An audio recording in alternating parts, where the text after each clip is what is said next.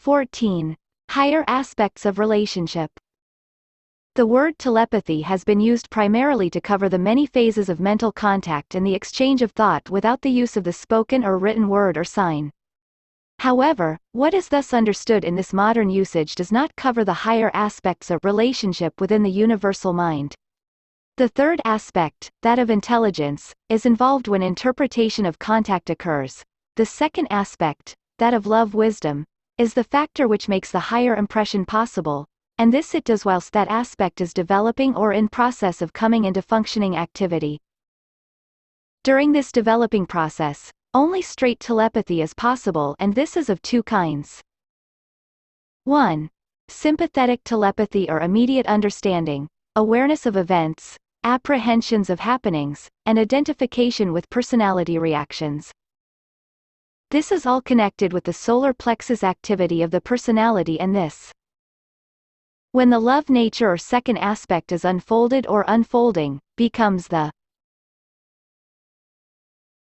seed or germ of the intuitive faculty. The entire process is, therefore, astral Buddhic and involves the lower aspects of the universal mind as an agent. 2. Mental telepathy or the interplay of transmitted thought. Though this is a constant phenomenon among advanced intellectual people, it is still scarcely recognized, its laws and modes of expression are as yet unknown, and the best minds and interpreters on subjective levels still confuse it with solar plexus reactions. It is a relatively new and unexplored, 110, science, but the range of its activities is not astral and, therefore, related to the solar plexus center, for the substance in which this science is carried forward is not astral substance but mental substance, and therefore another vehicle is involved and employed, that of the mental body. It is the seed or germ of higher contacts and of impressions coming from levels higher than the Buddhic or intuitional plane. It is related to the higher aspect of the universal mind, to the intelligent will. In both cases, the lower aspect of love, emotional and sensitive astral response, and the pure love of the soul are involved. Astral, sympathetic sensitivity is fallible and frequently erroneous in its conjectures and interpretations. The higher telepathy, also a form of sensitivity, and which is as an entering door or concept, becomes eventually infallible.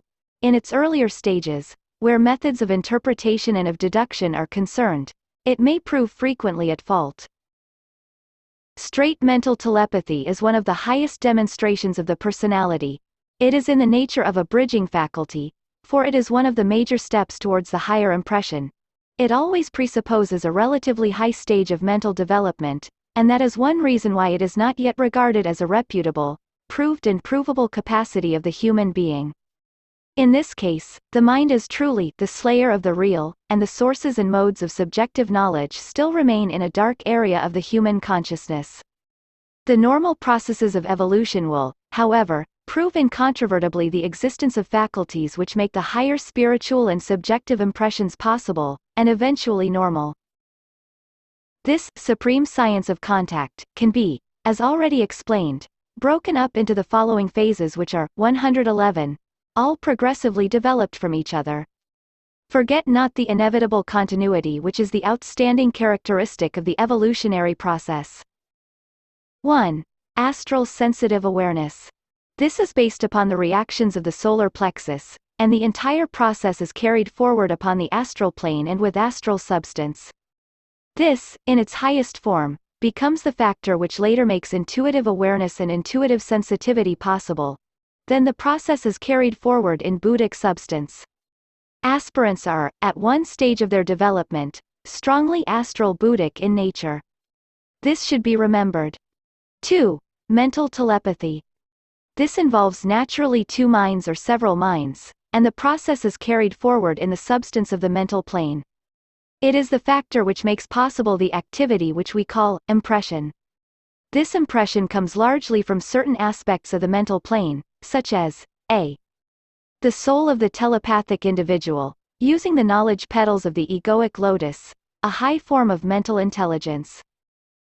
b. The abstract mind, so called. This aspect of mental substance is largely used by the hierarchy in order to reach the minds of disciples. It is only within the last few centuries that the hierarchy has shifted the focus of its living attention onto the Buddhic plane and away from the mental plane. This has become possible because the aspirants of the world are now sensitive to contacts which are founded upon an astral Buddhic consciousness but which are strictly carried on within mental. 112. Substance. This necessarily involves the three aspects of the mind, found therein: the concrete mind, the son of mind, and the abstract sensitivity or reaction. This involves, on the physical plane, an activity of the pituitary body, as you can readily see, and also the use of the ajna center. 3. The occult science of impression. This becomes possible when the other two forms of telepathic rapport are present and are developing to a certain point of accuracy. It is dependent also upon the construction of the antakarana and upon the steady orientation of the aspirant or disciple toward the spiritual triad. It also becomes possible when the abstract mind is developed and sensitive, and can thus become the seed or germ of the spiritual will. This will involve responsiveness to divine purpose. The higher aspect of this abstract mind is the Atmic plane. It is useful to realize the substantial nature of these two levels of consciousness. It is within the substance of the Atmic plane that the activity is set up which can impress the abstract mind, which then becomes the seat of the consciousness of the spiritual man. At the same time, he remains in active possession and use of his personality and continues to employ the concrete mind. Astral sensitivity, however, then begins to fall below the threshold of consciousness and thus joins the great array of instincts and of instinctual reactions of which the human being is possessed and which admit him into the life and conditioned awareness of all that exists in the three worlds, including the three subhuman kingdoms of nature. It is with these sublimated and 113 controlled instincts that those masters and disciples work whose task it is to oversee the evolution of the forms of life in the subhuman kingdoms. The higher forms of mental telepathy, involving the soul and the abstract mind, are concerned solely with the divine plan, as the hierarchy works it out in the three worlds.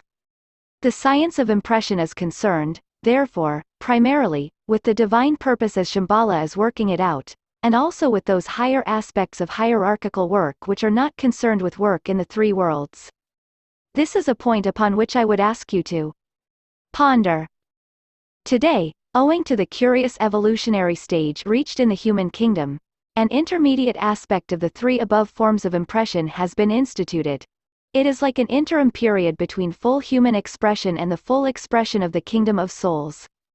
This we call 4. The science of invocation and evocation. This science can and does use the unintelligent urges and the higher, yet inchoate, longings of the masses of men in an invocative form. It does so in order to bridge the gap existing in consciousness between the life of the ordinary man, the life of the integrated personality, and the life of the soul. Through the use of this invocative demand, oft speechless and not consciously expressed, the disciples of the world can focus. They can employ it and thus generate an energy which will be strong enough to make a true impact and a definite impression upon beings and lives found on levels higher than those in the three worlds. This impact evokes a reaction from these higher beings, and then a spiritual and intelligent interplay is set up which is of great value in 114, promoting an added stimulus and an increased vitalization of the normal and usually slow evolutionary process.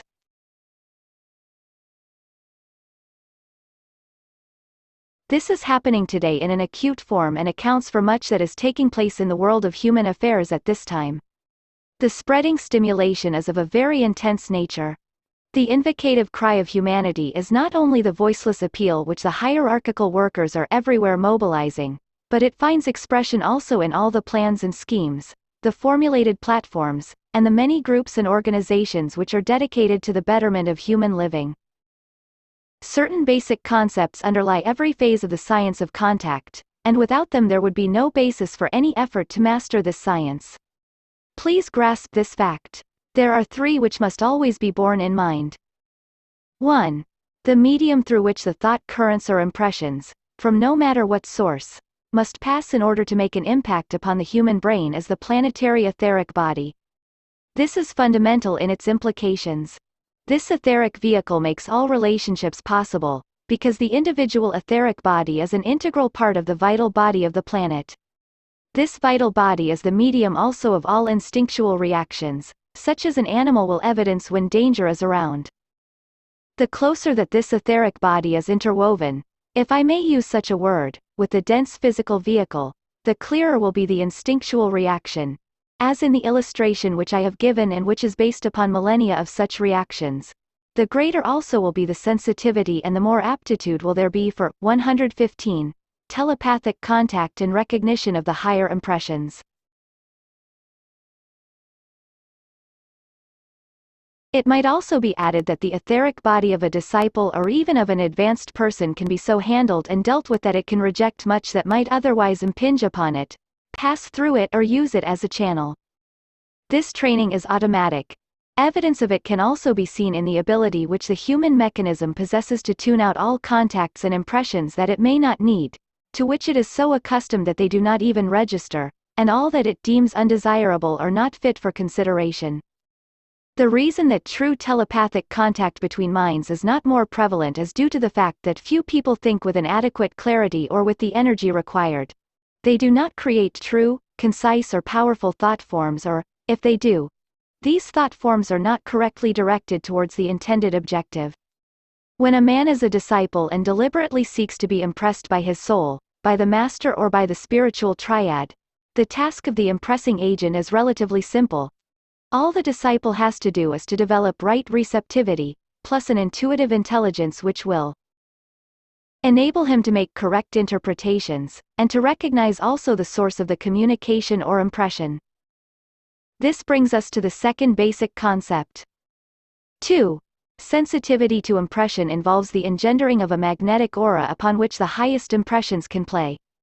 This I dealt with, in some measure, in the preceding section. It should be borne in mind that the potency of the magnetic aura which envelops all human beings is to be found at present in 116 areas of substance. These 4 areas are close to 4 major centers. When the individual is strictly low-grade and is predominantly animal in nature, then the majority of impacting impressions will reach him automatically through the sacral center. Such impacting impressions, as you can well imagine, will be heavy and yet dynamic. They will have reference to all that concerns his physical being, his physical appetites, and his physical comfort or discomfort. There are, however, today, relatively few persons in proportion to the planetary population who use the sacral center as the major registering organ. The magnetic aura, when this is the case, is relatively small. All the tendencies of this tiny aura are downward in nature, and all impressions, which cannot possibly come from a higher source than the man himself, work down through the aura of the sacral center. Most of the impressions are therefore purely instinctual in nature and little or no thought is involved. There is evidence, however, of what can be understood as aspiration even if it is not what a true aspirant might regard as spiritual in nature. The average, though still unthinking, human being works through his astral body and, because he is there polarized, works through his solar plexus center. Etherically and primarily, all impressions find entrance into the aura via the area around that part of the etheric vehicle. It is through this major center that the ordinary medium works, receiving impressions and communications from astral entities or from the animated astral forms to be found in the glamours created by humanity. Forget not, nevertheless, that true aspiration is essentially an astral product or reaction. All 117 aspirants, in the early stages of their slow reorientation, work through the solar plexus center, and thus only gradually focus the lower energies there, prior to their transmutation and elevation to the higher center, the heart center. There are certain disciples who work deliberately upon the astral plane, under instruction from the master of their ashram, in order to reach such neophytes and thus to impress them with the knowledge and the subtle information needed for their progress. No master works in this manner, and the masters have therefore to use certain of their disciples in this service. Such disciples direct the desired impression to the solar plexus area of the magnetic aura. This magnetic aura has another point of entry in the region of the throat center, utilizing it as the recipient of higher impressions. This center or area of energy is largely used and vitally activated by those who are the creative workers of the world. They have necessarily made a direct contact with the soul and are therefore wide open to those intuitive ideas which are the source of their creative work. According to the success they have in such creative production, and according to the beauty of their work, will be the impression they thereby convey to other men. Curiously enough, the new and peculiar forms of art which delight some people and which outrage the sense of beauty in others are largely solar plexus creations and are therefore not of a truly high order. In a few of them, a very few, the throat center is involved. The magnetic aura around the head is that which is truly sensitive to the highest impressions and is the point of entry to the head center. Upon this I need not enlarge. All that I have taught you is 118, related to the awakening of this highest center, prior to the aspirant's becoming a member of the kingdom of God.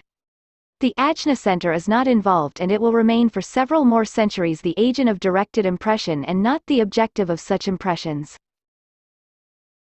The next key thought which is of importance is found in the words 3. The plan is the dynamic substance, providing the content of the reservoir upon which the impressing agent can draw and to which the recipient of the impression must become sensitive. This sentence requires probably a quite serious readjustment in the thinking of most students. The concept of the plan as substance will assuredly be new to them, and new perhaps also to you.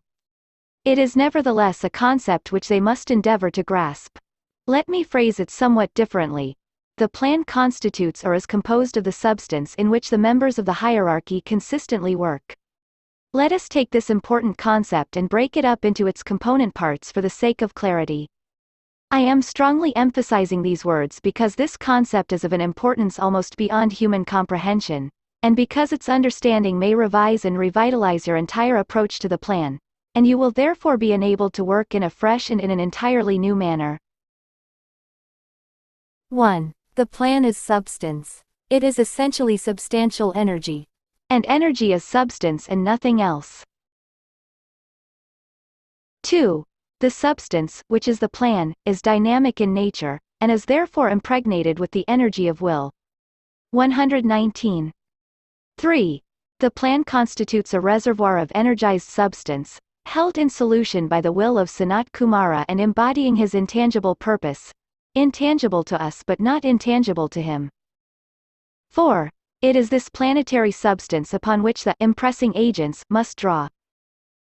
The Nirmanakayas, the members of the hierarchy and the working disciples of the world, plus all spiritual sensitives of a certain degree. 5. Recipients of the desired impression must become sensitive to this substantial energy. This entire proposition can be referred back to the originating thinker who brought our manifested world into being, and who sequentially and under the law of evolution is bringing to fruition the objective of his thinking.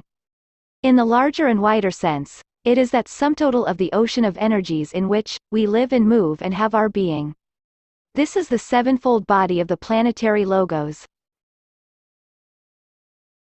We are not here, however, considering the larger whole, but we are dealing with a specific and focused area of the planetary consciousness.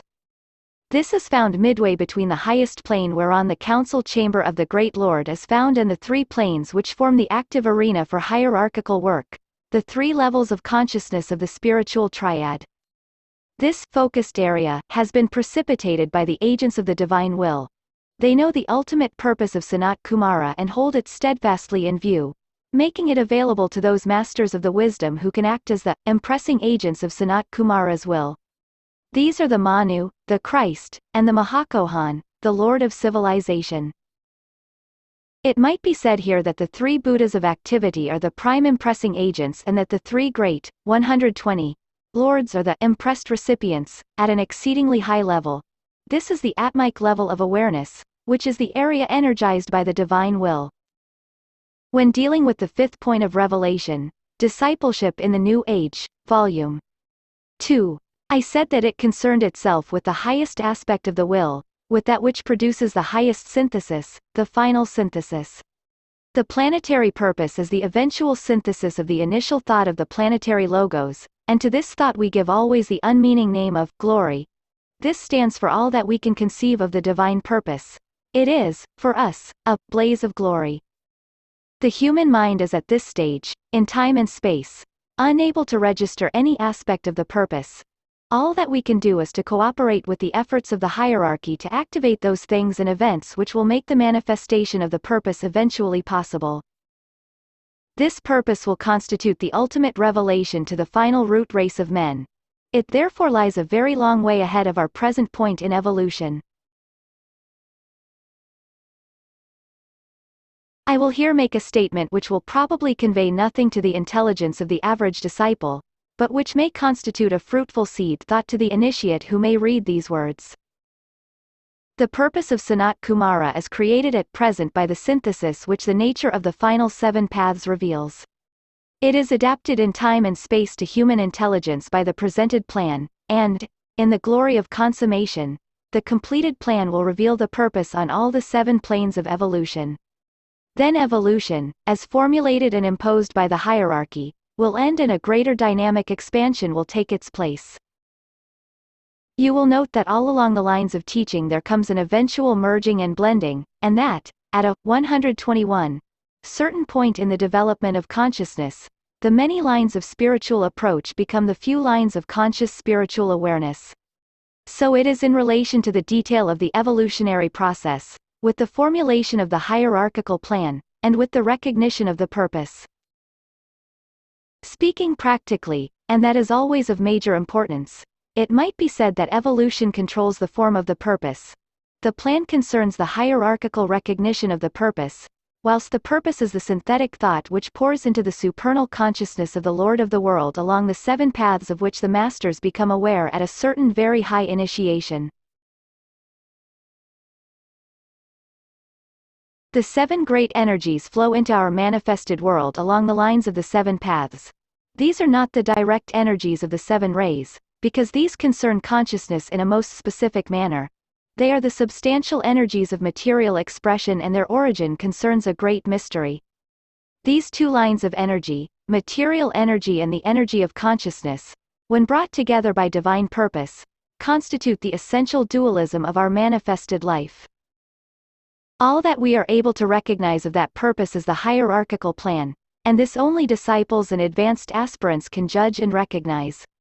This plan is based upon knowledge of divine guidance in the past, the recognition of progress out of that past into the present, plus the effort to become sensitive to the right emergence of that plan, embodying ever an aspect of the purpose, in the immediate future. The purpose is related to the past, the present and the future. The agents of the plan are impressed from Shambhala, via the Nirmanakayas. The process is then repeated, and advanced humanity become the recipients, the sensitive recipients, of the plan as transmitted to them by the impressing agents, the masters, working through the 122 new group of world servers.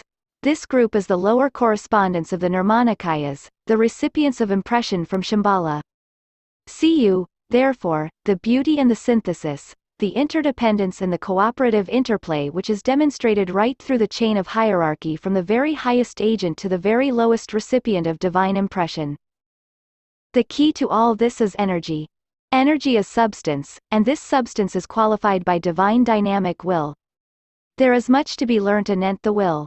Will as dynamic energy is not yet understood in its true sense by human beings.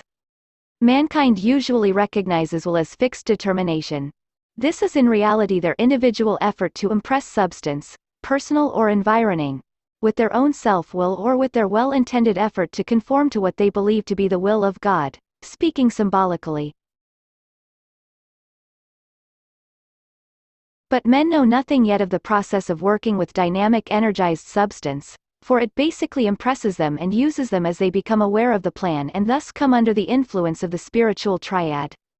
They are used and not using that which is available for the furtherance of the plan, the dynamic energy of the divine will. This dynamic will cannot become available nor can disciples truly work with the plan until the Antakarana is to some measure adequately constructed, though not yet perfected.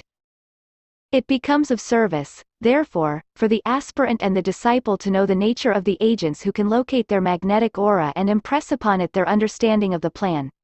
These agents may be accepted disciples or initiates and masters. Then the aspirant or disciple must find those to whom he can personally act as an impressing agent. He has consequently to study himself as a recipient and also as an agent, as a responsive factor and also as an 123 originating and impressing factor. This might be regarded as the scientific approach to the spiritual life, and it is of value because the necessity of service is implicit in the necessity for receptivity. All is, therefore, related to invocation and evocation. It is in our next basic theme, the nature of the etheric body, that we shall find again the higher relationships and the interdependence of many allied factors. This interdependence emerges acutely the higher one progresses into the scheme of correspondences. Eventually, a point of fusion is reached. 15. Interplanetary and extraplanetary relationships. The subject of the etheric body of all forms and of the etheric body of the planetary logos is necessarily of major importance in any consideration of the supreme science of contact. It is this concept of sensitive contact which I seek to emphasize as we study the 3 points or the 3 basic concepts outlined in the preceding section. All such terms as planes, groups, creative hierarchies, and centers are simply word modes of inferring relationship, interplay and mutual impression between the beings or the lives who make up the sum total of our manifested universe. They are nevertheless signs of our leading up to a planetary synthesis or a planetary integrity of a nature hitherto not even visioned by man. The subject is necessarily one of immense difficulty, for all human beings think in terms of their own contacts and relationships, which are strictly limited and are not expressed in terms of the one life, flowing through all forms and all kingdoms, or through all the diverse planetary evolutions, of which you know nothing, and thus creating in time and space a living intelligent planetary entity of systemic maturity, qualified by immense attractive and integrating energies, motivated by a supreme purpose.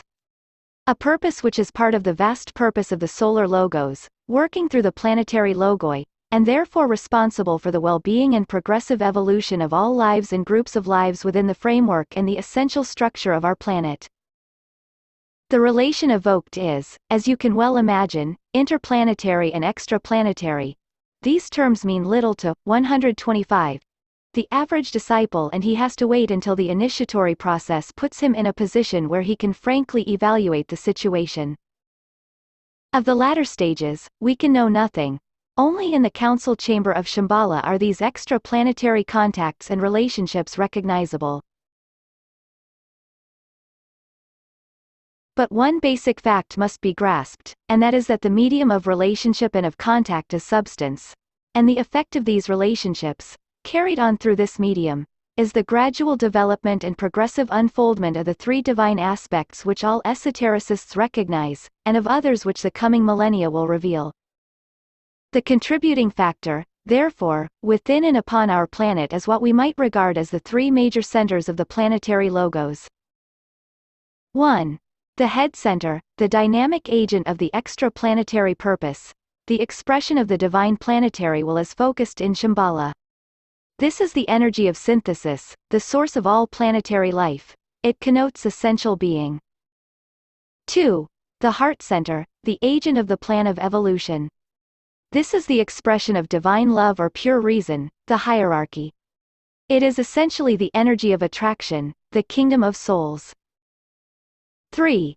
The throat center, the agent of all the 3 aspects in relation to the 3 subhuman kingdoms in nature, the expression also of the divine intelligence, humanity. This is the energy of active mind and makes humanity the macrocosm of the microcosm, the 3 subhuman kingdoms.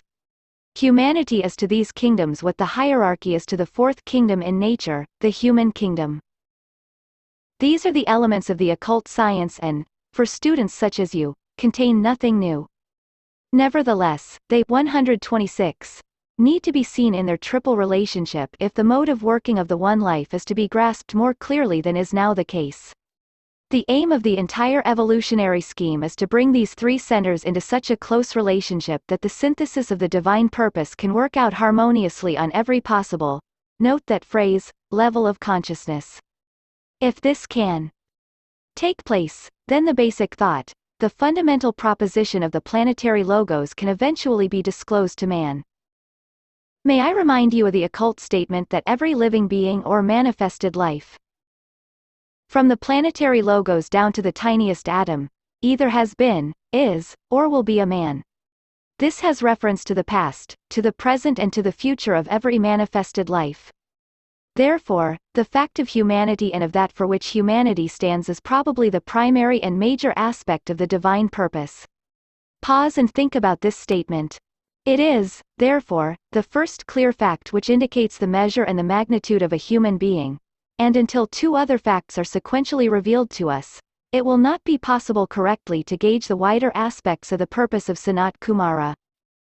Everything subhuman is slowly moving towards a definite human experience. It is also passing through the phase of human effort and consequent experience, or else it has moved out of that phase of limitation and, through initiation, is drafting human nature into a state of divinity, to use a most inadequate phrase. The keynote, therefore, of the Lord of the world is humanity, for it is the basis, the goal and the essential inner structure of all being. Humanity itself is the key to all evolutionary processes and to all correct understanding of the divine plan, expressing in time and space the divine purpose. Why he chose that this should be so, we know not, but it is a point to be accepted and remembered in all study of 127. The science of impression, because it is the factor that makes relationship and contact possible, and it is also the source of all understanding. These are most difficult things to express and to enlarge upon, my brothers, and only the penetrating intuition can make these matters clearer to your avid and active intelligence. You will note, therefore, that though we call one of the major centers humanity, yet in the last analysis, all the centers are constituted of lives progressing towards the human stage, of those units of life who are at the human stage, and those who have left that stage far behind but who are endowed with all the faculties and all the knowledges wrought out into human expression in earlier planetary schemes or solar systems, or through our own definite and characteristic planetary life.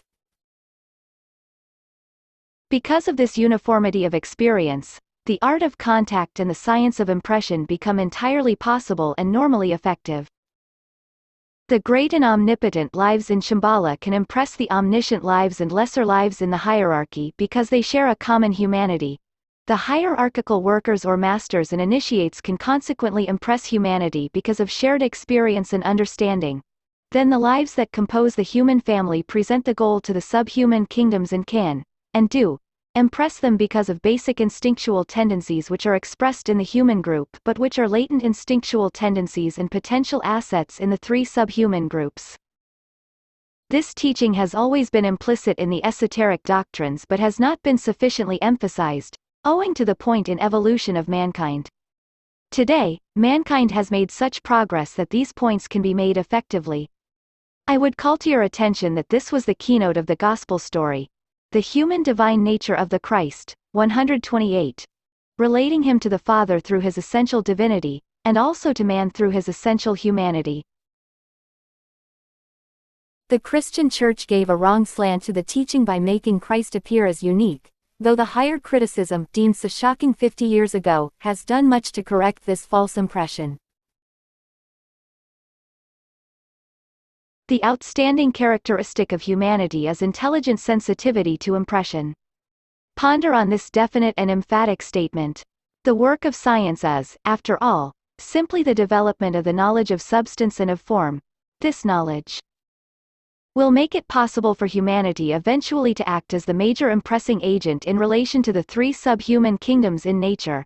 That is humanity's primary responsibility. This work of relationship is practically the work of developing or the mode of unfoldment of human sensitivity. I refer here to sensitivity to impression from or by the hierarchy. The work done through the processes of initiation is intended to fit disciples and initiates to receive impression from Shambhala. The initiate is essentially a blend of scientific and religious training. He has been reoriented to certain phases of divine existence which are not yet recognized by the average human being. I am endeavoring to make clear to you the basic synthesis underlying all manifested life upon our planet, and also the close interplay or relationship which forever exists and expresses itself through the supreme science of contact or of impression.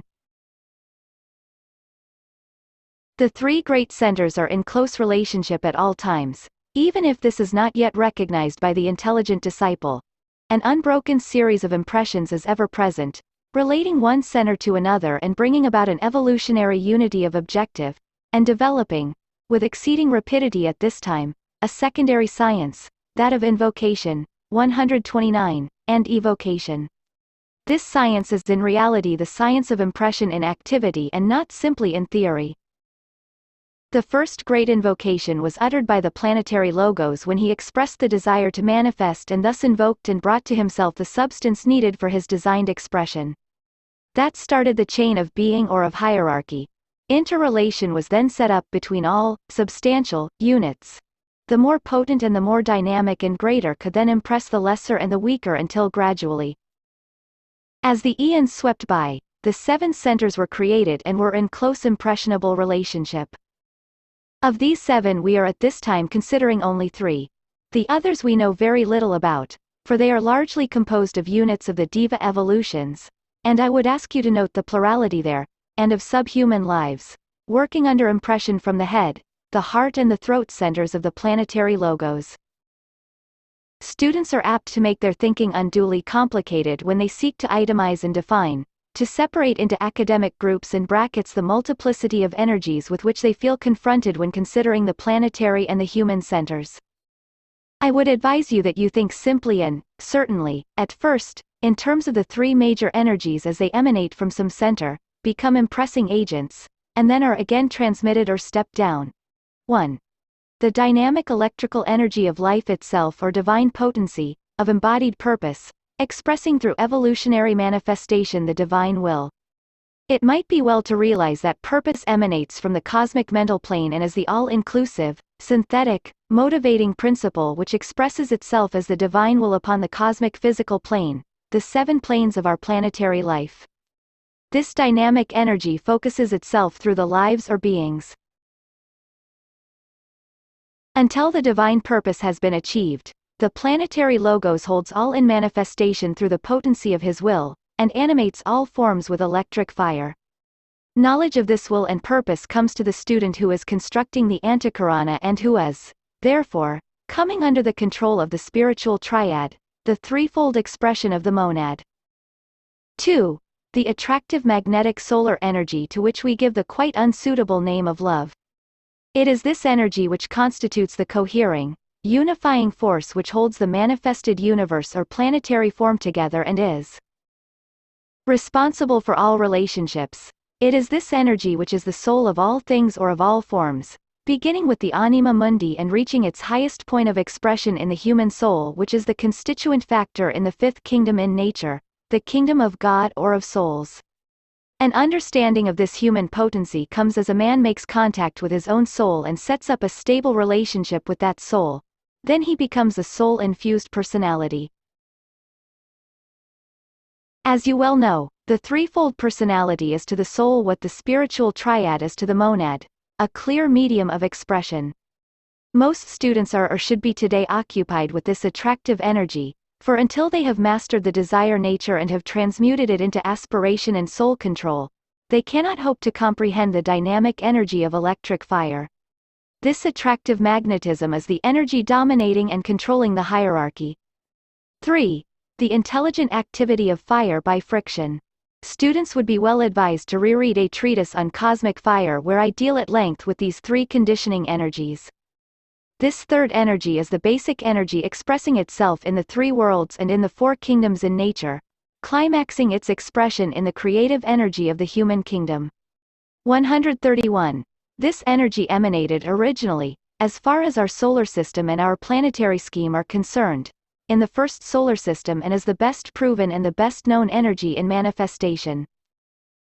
It is the medium for activity in all forms through which the planetary logos expresses himself. It is the result of the activity of the divine mind, as that peculiar type of divine energy plays upon and through all atoms and upon all atomic forms. The fission of the nucleus of the atom in the past few years is the outer sign or demonstration that humanity has encompassed the divine mind and can now move on to encompass the love or the attractive nature of divinity. Ponder upon this statement. I know not what word to use but encompass, and it is entirely inadequate. A new and deeper esoteric terminology is badly needed.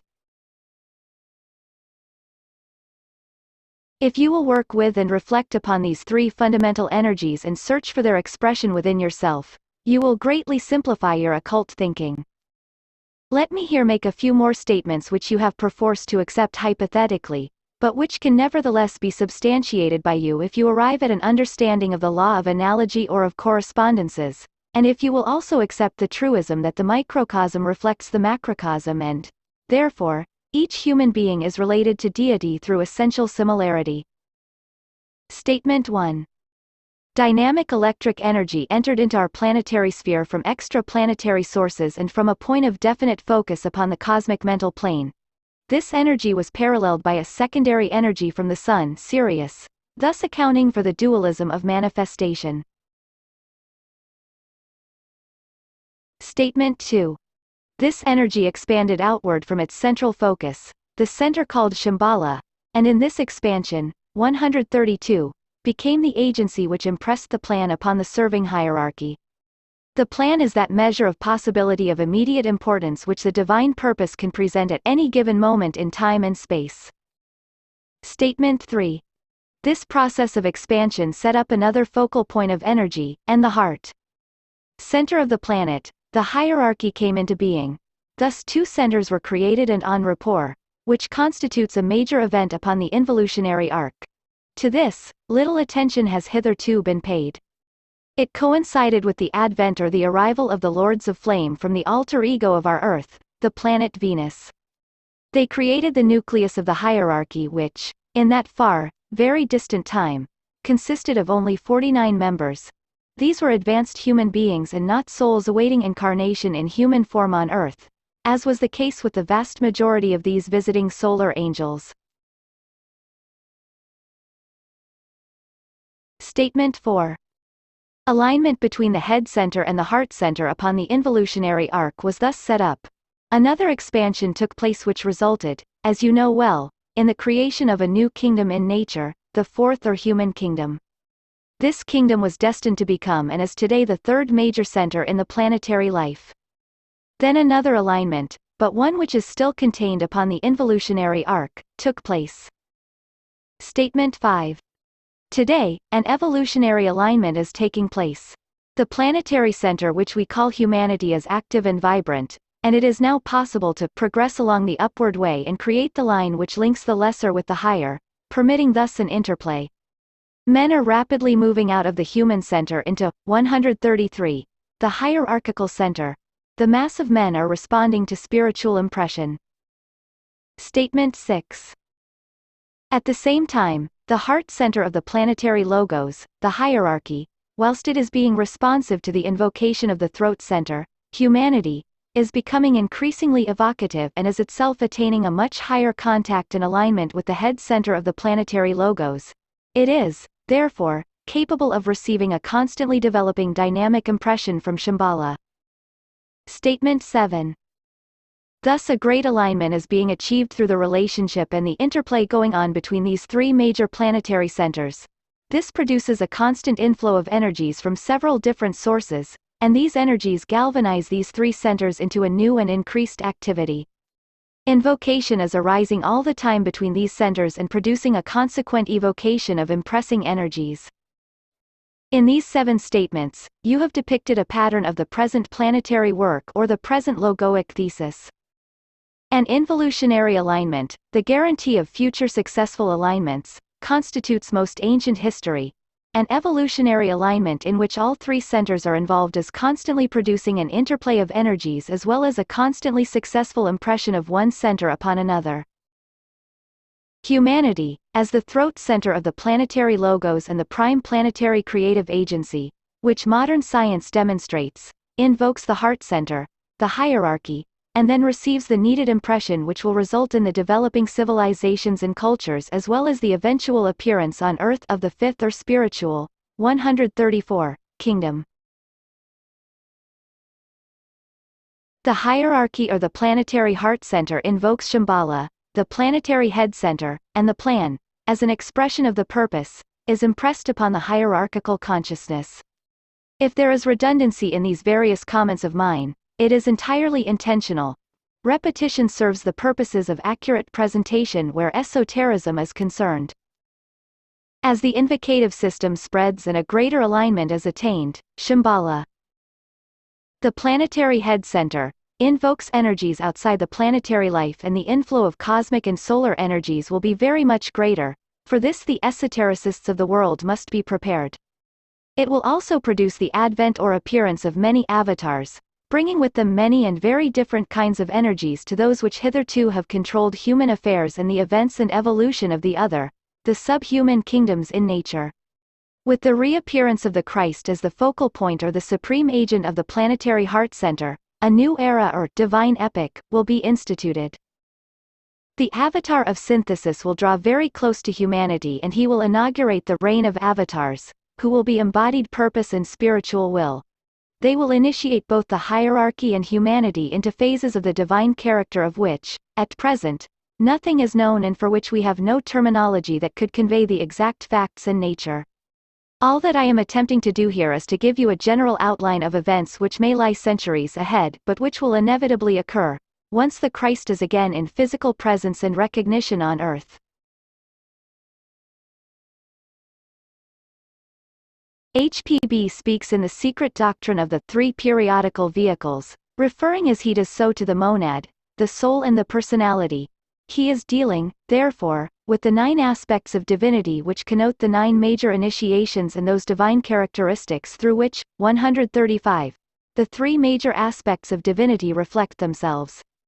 In this connection, it is well known to students that the monad expresses itself through the spiritual triad, the soul through the 3 aspects of the egoic lotus, and the personality through the 3 mechanical vehicles.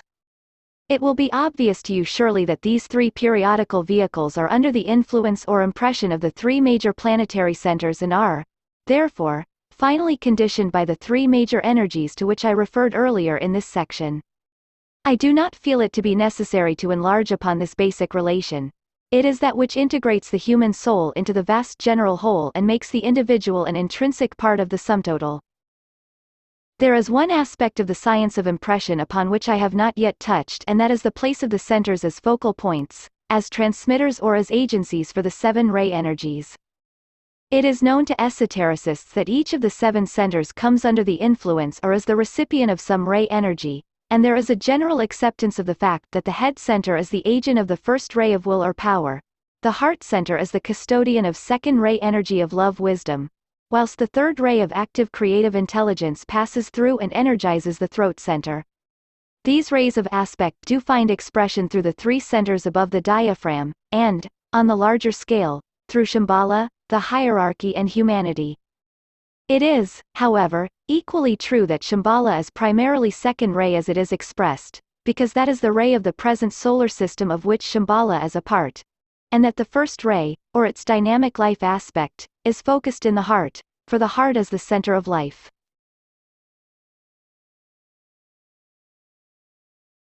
The great center which we call humanity is predominantly governed by the third ray of active intelligence.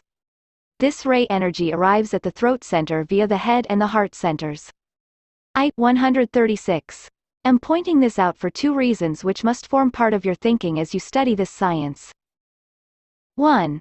All the centers come under the influence of all the rays, and this must surely be obvious in relation to average and undeveloped human beings. Were this not so, such human beings would be unable to respond to first ray, second ray and third ray energy, for the centers above the diaphragm are, in their case, inactive. 2. In time and space and during the evolutionary process, it is not possible to say which center is expressing the energy of any particular ray, for there is a constant movement and activity. The center at the base of the spine is frequently the expression of first ray energies. This is apt to be confusing. The human mind seeks to make everything precise, stable, to bracket certain relations or to assign certain centers to certain ray energies. This cannot be done. At the end of the world cycle, when divine purpose is fulfilled and the evolutionary process has brought about the changes and adjustments needed for the full expression of the will of Sanat Kumara, then the situation will be different and men will know, as the members of the hierarchy know, which centers express the 7 ray energies. It must be remembered also that the rays of attribute shift and change constantly. For instance, Humanity as the planetary throat center is under the constant influence of the seventh ray, as is the solar plexus center of the planet. To that subdiaphragmatic center I give no name. Though the human throat center is primarily expressing the third ray, there is an interesting situation to be noted in this connection. Two-ray energies control this center at this time. 137. The throat center of the average integrated personality is governed by the third ray and is strongly energized by third-ray energies, again 7 in number, whilst the throat center of the spiritual aspirant, of disciples and initiates below the third initiation is responding primarily to seventh-ray influence, and this is peculiarly the case now as the seventh ray is in incarnation. The rays which are manifesting at any particular time affect powerfully all the other centers as well as the one through which they are normally expressing. This is a point oft forgotten. It is needless for me to point out that, as man progresses upon the path of return, he consistently comes under the impression of the center of which he is an integral part. That is, first of all, the planetary throat center, the human family. Then, as a soul, he comes under the impression of the hierarchy, the planetary heart center, and at that point he begins to express the combined energies of the intelligence and of love. Finally, on the path of initiation, he comes under the impression of Shambhala, the planetary head center, and becomes a participant in the divine purpose and an agent of the divine plan. It is therefore literally and eternally true that the same energetic life pours through the planetary centers, into and through the three periodical vehicles of the incarnated monad, and finally into and through the three centers in the human etheric body which correspond to the three major centers of the planetary logos. There is, therefore, nowhere to be found any basis for separation or any possible point of separation or of essential division. Any sense of separateness is due simply to ignorance and to the fact that certain energies are as yet unable to make adequate impression upon the human consciousness, functioning in time and space. The essential synthesis exists and the end is sure and, 138, inevitable. Unity is attainable because unity exists and the sense of separateness is simply the great illusion. It was in order to hasten the dispelling of this great illusion of separateness in the minds of men, and to bring about the emergence of the basic existing unity, that the New World Prayer was given to men and its use on a worldwide scale inaugurated. Elsewhere, the reappearance of the Christ. I have told you of the origin and the impulsing of the great invocation. Here I am simply placing it before you as a fitting conclusion to this portion of my labor of love in the presentation of truth, and as a possible starting point in yours. From the point of light within the mind of God, let light stream forth into the minds of men. Let light descend on earth. From the point of love within the heart of God, let love stream forth into the hearts of men. May Christ return to earth. From the center where the will of God is known, let purpose guide the little wills of men. The purpose which the masters know and serve. From the center which we call the race of men, let the plan of love and light work out. And may it seal the door where evil dwells. Let light and love and power restore the plan on earth. 139. Teaching on the etheric vehicle. The nature of the etheric body. Much that I may say here may be familiar to a certain extent, because there is a vast amount of information anent the etheric body scattered throughout my various books. It will have its value, however, if students can receive in a few pages a general idea and the basic concepts which underlie the teaching, or should I say, the fact. If they have the time, students would find it of profit to reread what I said, run their eyes rapidly through the books and papers in search of the word, etheric. They will never regret it. Life itself, the training to be given in the future, the conclusions of science and a new mode of civilization will all increasingly be focused on this unique substance which is the true form to which all physical bodies in every kingdom in nature conform. Note that phraseology. The attitude of occultism is, at this time, relatively negative to the fact and the nature of the etheric body. People are ready to admit its existence, but the dominant factors in their consciousness are the fact of the physical body, around whose comfort, security and care all life seems woven, and the fact of the astral or emotional nature. Not one among them, or among occult students generally, pays any attention to the etheric body, and there is a great hiatus or gap in consciousness today, only this time normally and rightly, between the personality and the spiritual triad. This gap will be bridged by the building of the Antakarana, and this can only be built by advanced students. There is no such planned bridge for the gap in 140. Consciousness between the physical body and the etheric counterpart. The etheric body exists in subtle etheric matter, and factually there is no true gap. There is simply the ignoring by humanity of an aspect of the physical body which is of far more importance than is the dense physical vehicle. The consciousness of men today is physical astral, and the factor of conditioning energies is ignored, overlooked, and, from the angle of consciousness, non-existent. One of the main obligations of occult students today is to testify to the fact of the etheric body. Modern science is already thus testifying because its researches have now landed it in the realm of energy. Electrotherapy, the growing recognition that man is electrical in nature, and the realization that even the atom in apparently inanimate objects is a living vibrant entity substantiate this occult point of view. Generally speaking, science has preceded esotericism in its recognition of energy as a dominant factor in all form expression. Theosophists and others pride themselves on being ahead of human thinking, but such is not the case. HPB, an initiate of high standing, presented views ahead of science, but that does not apply to the exponents of the theosophical teaching. The fact of all manifested forms being forms of energy, and that the true human form is no exception, is the gift of science to humanity and not the gift of occultism. The demonstration that light and matter are synonymous terms is also a scientific conclusion. Esotericists have always known this, but their aggressive and foolish presentations of the truth have greatly handicapped the hierarchy. Frequently the masters have deplored the technique of the theosophists and other occult groups. When the new presentation of the occult teaching made its appearance through the inspired activity of HPB, an increasing number as the years slipped by, of theosophical members presented the occult, 141, teaching in such a manner that it travestied the true teaching and outraged the intellectual perception of the mass of inquiring and intelligent men. The teaching on the etheric body is an instance of this. HPB was largely responsible, because of utilizing the word, astral, to cover a mass of information anent the etheric as well as the astral. This was due to the realization of the fact that the astral body was doomed in a few generations, relatively speaking, to disappear, and for HPB in particular was already non-existent, owing to the advanced point in evolution reached by this disciple. Realizing that the etheric body was an expression always of the dominant energy controlling mankind in any particular cycle, HPB used the term, astral body, as interchangeable with the etheric body. The etheric body, in the vast majority of cases is the vehicle or the instrument of astral energy. The mass of men are still Atlantean or astral in their natures, and this means a far larger percentage than the average occultist is willing to admit.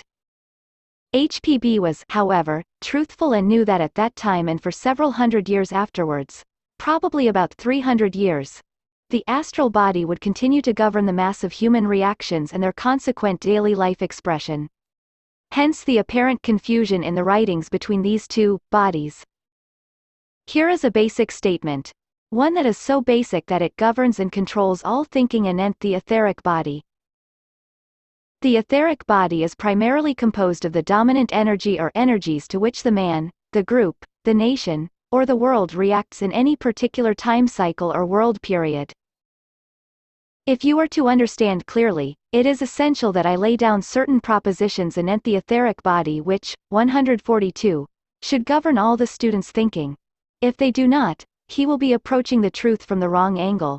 This, modern science does not do. The limitation of modern science is its lack of vision. The hope of modern science is that it does recognize truth when proven. Truth in all circumstances is essential, and in this matter science gives a desirable lead.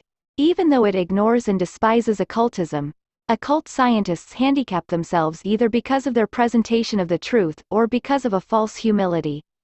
Both are equally bad. There are 6 major propositions which govern all consideration of the etheric body, and I would like to present them to students as a first step. 1. There is nothing in the manifested universe, solar, planetary or the various kingdoms in nature, which does not possess an energy form, subtle and intangible yet substantial, which controls, governs and conditions the outer physical body. This is the etheric body. 2. This energy form, underlying the solar system, the planets and all forms within their specific rings pass not, is itself conditioned and governed by the dominant solar or planetary energy which ceaselessly and without break in time, creates it, changes and qualifies it. The etheric body is subject to ceaseless change. This, being true of the macrocosm, is equally true of man, the microcosm, and, through the agency of humanity, will eventually and mysteriously prove true of all the subhuman kingdoms in nature. Of this, the animal kingdom and the vegetable kingdom are already evidences. 3. The etheric body is composed of interlocking and circulating lines of force emanating from one or 143 other, or from one or many, of the 7 planes or areas of consciousness of our planetary life. 4. These lines of energy and this closely interlocking system of streams of force are related to 7 focal points or centers to be found within the etheric body. These centers are related, each of them, to certain types of incoming energy. When the energy reaching the etheric body is not related to a particular center, then that center remains quiescent and unawakened.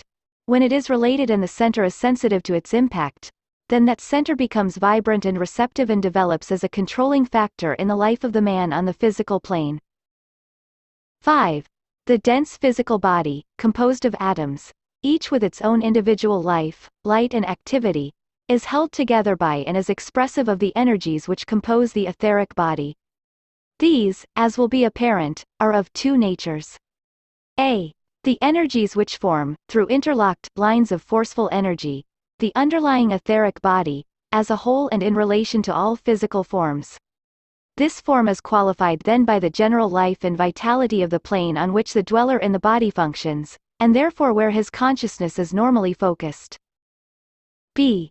The particularized or specialized energies by which the individual, at this particular point in evolution, through the circumstances of his daily life and his heredity, chooses to govern his daily activities.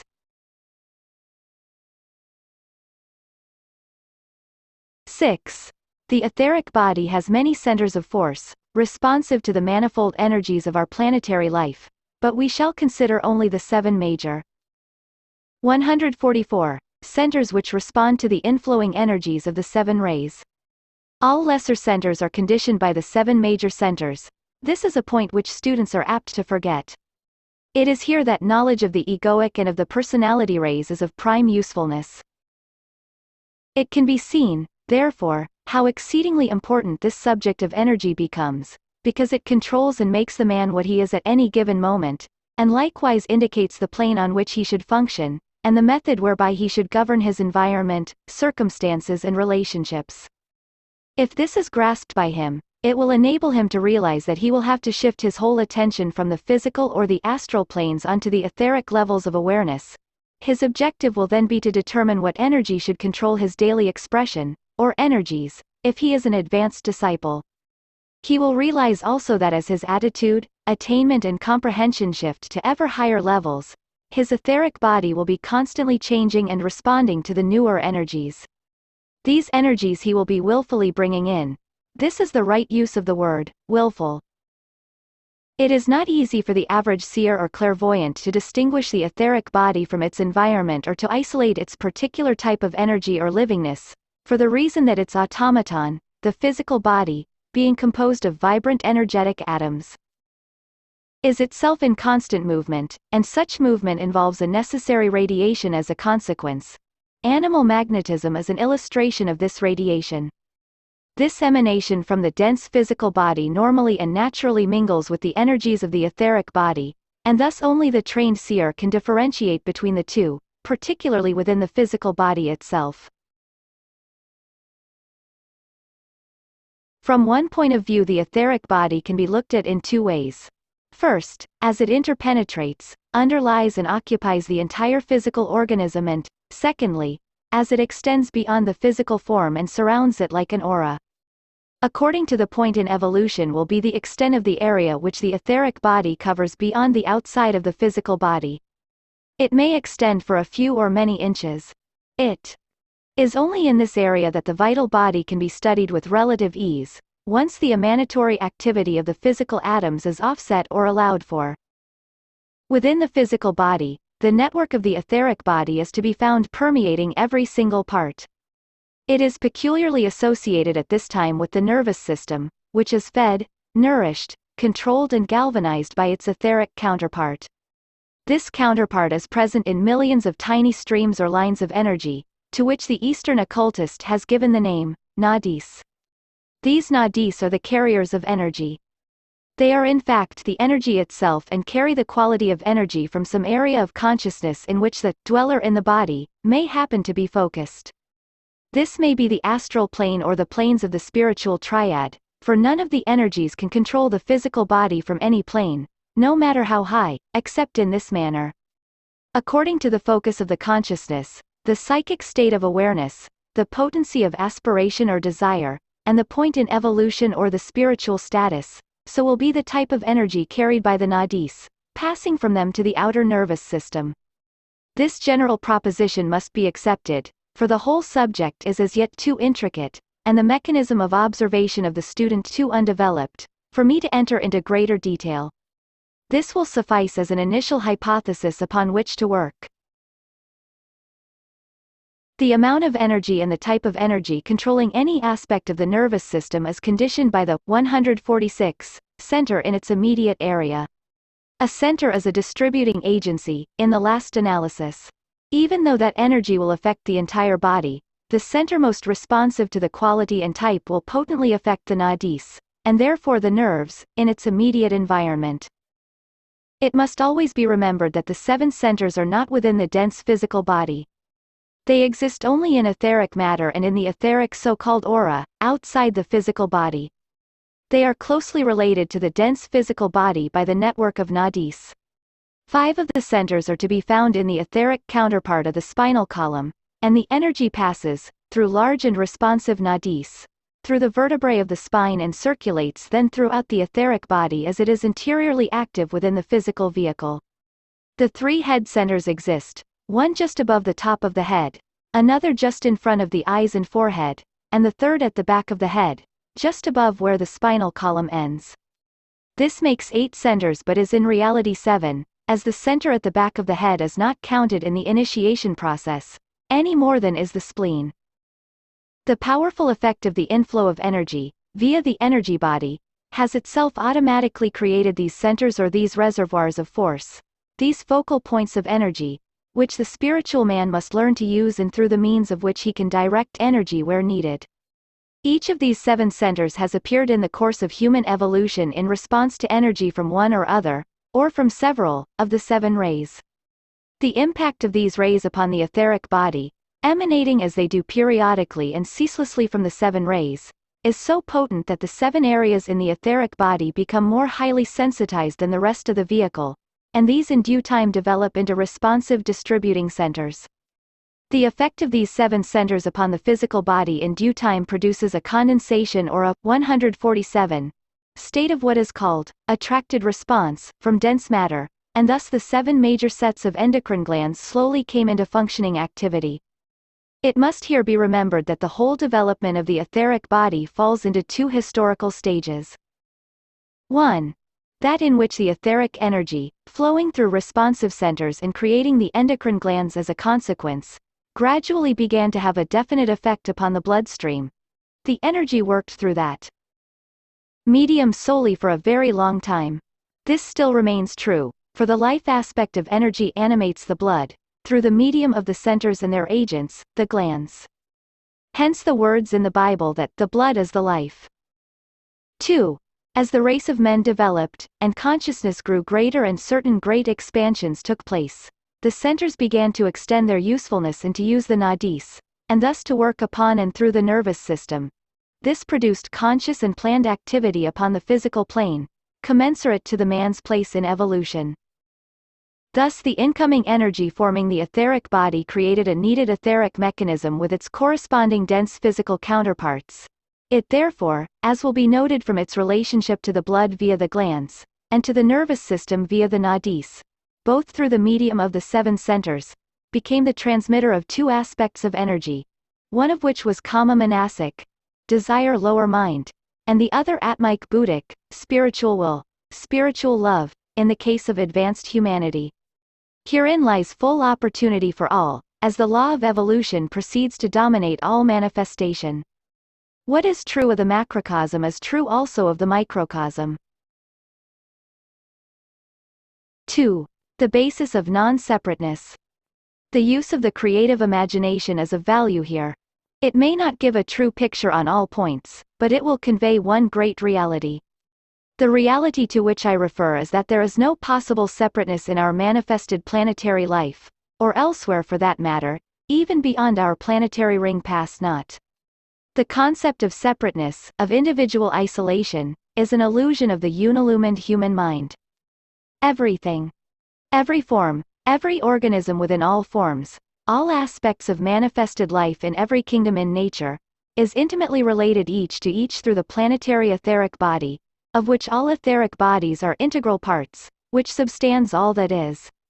Little as it may mean, and useless as it may appear, the table at which you write, the flower you hold in your hand, the horse on which you ride, the man to whom you talk, are sharing with you the vast circulatory life of the planet as it streams into, through and out of every aspect of the form nature. The only differences which exist are those in consciousness, and peculiarly so in the consciousness of man and of the Black Lodge. There is only the one life, pouring through the mass of forms which, in their sum total, constitute our planet, as we know it. All forms are related, interrelated and interdependent. The planetary etheric body holds them together so that a cohesive, coherent, expressive whole is presented to the eye of man, or one great unfolding consciousness to the perception of the hierarchy. Lines of light pass from form to form. Some are bright and some are dim. Some move or circulate with rapidity, others are lethargic and slow in their 149. Interplay. Some seem to circulate with facility in some particular kingdom in nature and some in another. Some come from one direction and some from a different one, but all are in movement all the time. It is a constant circulation. All are passing on and into and through, and there is not one single atom in the body which is not the recipient of this living, moving energy. There is no single form that is not kept in shape and livingness by this determined inflow and outflow, and there is therefore no part of the body of manifestation, which is an integral part of the planetary vehicle of the Lord of the world, which is not in complex but complete touch with his divine intention, through the medium of his 3 major centers. Shambhala, the hierarchy, and humanity. In the multiplicity of the forms of which his great composite vehicle is composed, there is no need for him to be in conscious touch.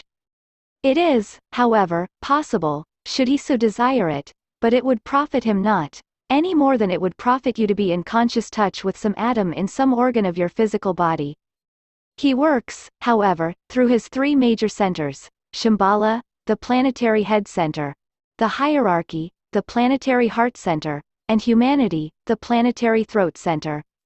The play of the energies elsewhere, controlled from these 3 centers, is automatic.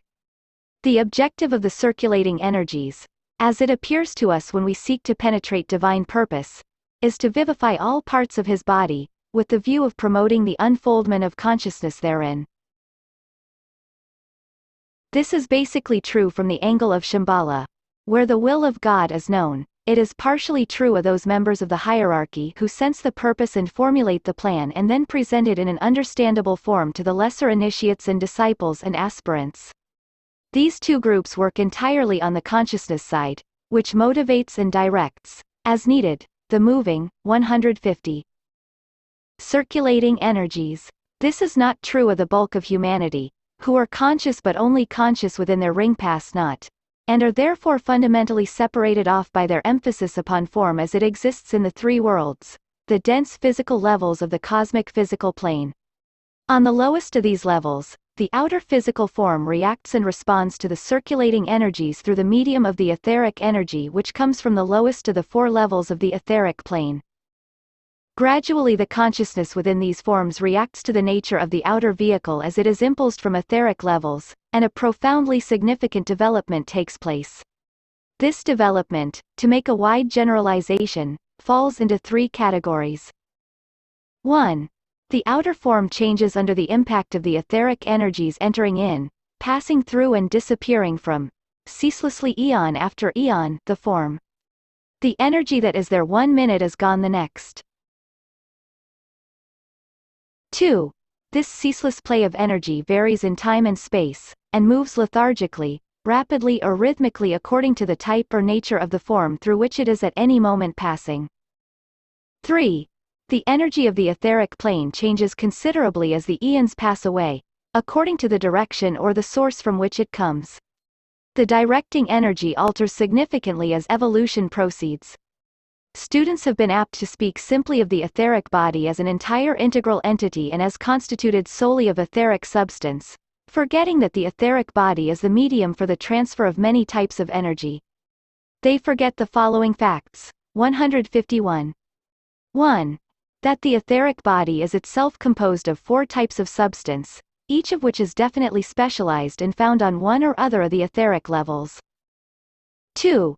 That these substances, functioning actively in any particular etheric body, create a network of channels. They produce fine tubes, if I may use so inappropriate a word, which take the general form of the dense material or tangible form with which they may be associated. This form underlies every part of the physical body and can be seen extending for a certain distance outside of the recognizable form. This etheric body is not in reality an ovoid, as the older occult books teach, but usually takes the form or general outline of the physical vehicle with which it is associated. When, however, the head center is awakened and functioning, then the ovoid appearance is far more frequent. 3. These channels or tubes, according to the type of energy they carry, pass to certain areas of the body, via 3 main stations. A. The 7 major centers, of which you have heard much. B. The 21 minor centers, which I outlined for you earlier. A treatise on the 7 rays, volume IV, pp. 72-73. C. The 49 focal points, scattered all over the body. 4. All these centers and focal points for the transmission of energy are connected each with each by larger channels than the massive channels which constitute the etheric body as a whole, because many lesser channels and lines of force or energy merge and blend as they near a center or a focal point. 152. 5. The mass of the smaller channels or the channeling tubes of energy eventually create in all forms that layer of corresponding nerves which are not yet recognized by medical science but which are like an intermediary web or network. These relate the etheric body as a whole to the entire twofold nervous system, cerebrospinal and the sympathetic nervous systems, which science does recognize. It is this system underlying the nerves which is the true response apparatus and which, via the brain, telegraphs information to the mind or, via the brain and the mind, keeps the soul informed. It is this system of nadis which is used in full consciousness by the initiate who has related the spiritual triad and the soul-infused personality, and has therefore seen the soul body, the causal body or the egoic lotus totally disappear, being no longer of any true importance. There is a peculiar and at present inexplicable relation between this system of nadis and the antakarana when it is in process of creation or is created. 6. The physical body, therefore, like so much else in nature, is itself triple in design. There is a. The etheric body. b. The substantial nadis. c. The dense physical body. These form one unit and in incarnation are inseparable. 7. The centers in their totality and the many focal points of contact found in the etheric body are responsible for the creation and preservation of the endocrine glandular system in a form either limited and inadequate, or representative of the spiritual man and entirely adequate. The nadis, in their turn, 153, are responsible for the creation and precipitation of the twofold nervous system. This is a point most carefully to be borne in mind and is the clue to the problem of creativity. 8. The type of the etheric substance, substanding, Any form is dependent upon two factors. A. The kingdom of nature concerned. Basically the four kingdoms draw their pranic life each from one or other of the four levels of etheric substance, counting upwards from the lowest. 1. The mineral kingdom is sustained from plane 1. 2. The vegetable kingdom is sustained from plane 2. 3. The animal kingdom is sustained from plane 3. 4. The human kingdom is sustained from plane 4. That was the original condition, but as evolution proceeded and there was an interacting emanation established between all the kingdoms, this automatically changed. It was this esoteric emanating change which, eons ago, produced Animal Man. I give this as an illustration and a key to a great mystery. B. Curiously enough, in the human kingdom, and only in the human kingdom, the etheric body is now composed of all four types of etheric substance. The reason for this is that eventually, when mankind is spiritually developed, each of these four planes or types of etheric substance will be responsive to the 154 four higher levels of the cosmic physical plane, the etheric levels, to which we give the names, the logoic level, the monadic, the atmic level and the buddhic. This will happen as a result of conscious growth and initiation. 9. It must also be remembered that the substance of which these etheric channels or channeling tubes are composed is planetary prana, the life-giving, health-giving energy of the planet itself. Through these tubes, however, may flow all or any of the possible energies, emotional, mental, egoic, monasic, buddhic or atmic, according to the point in evolution which the man concerned has reached. This always means that several energies are pouring through these tubes, unless the point in evolution is exceedingly low or unless one is dealing with a cleavage. These various energies are fused and blended together but find their own focal points in the etheric body when entering directly within the circumference of the dense physical body. Just as it can be said of the soul or of the deity, so it can be said of the energetic or vital etheric body or entity. Having pervaded this whole universe with a fragment of myself, I remain. The word prana is almost as much misunderstood as are the words etheric or astral. It is this loose connotation which is responsible for the great ignorance prevalent in occult circles. Prana might be defined as the life essence of every plane in the sevenfold area which we call the cosmic physical plane. It is the life of the planetary logos, reduced within limits, animating, vivifying and correlating all the 155 planes, in reality the 7 subplanes of the cosmic physical plane, and all that is to be found within and upon them. The cosmic sutratma or life thread of the planetary logos enters his manifestation on the highest of our planes, the logoic plane, and, through the instrumentality of the informing lives to be found in Shambhala, which, I must remind you, is not the name of a locality, is brought into contact with, or is related to, the matter of which the manifested worlds are made, formless, as on the cosmic etheric planes, our highest 4 planes, or tangible and objective, as on the lower 3 planes. The fact that we call only that tangible which we can see or touch and contact through the medium of the 5 senses is entirely wrong. All is regarded as belonging to the world of form which is found on the physical plane, the astral plane and the levels of the lower mind. This lower mental plane, referred to above, includes the level on which the causal body is found, the plane in which the lotus of love is floating, as the old commentary puts it.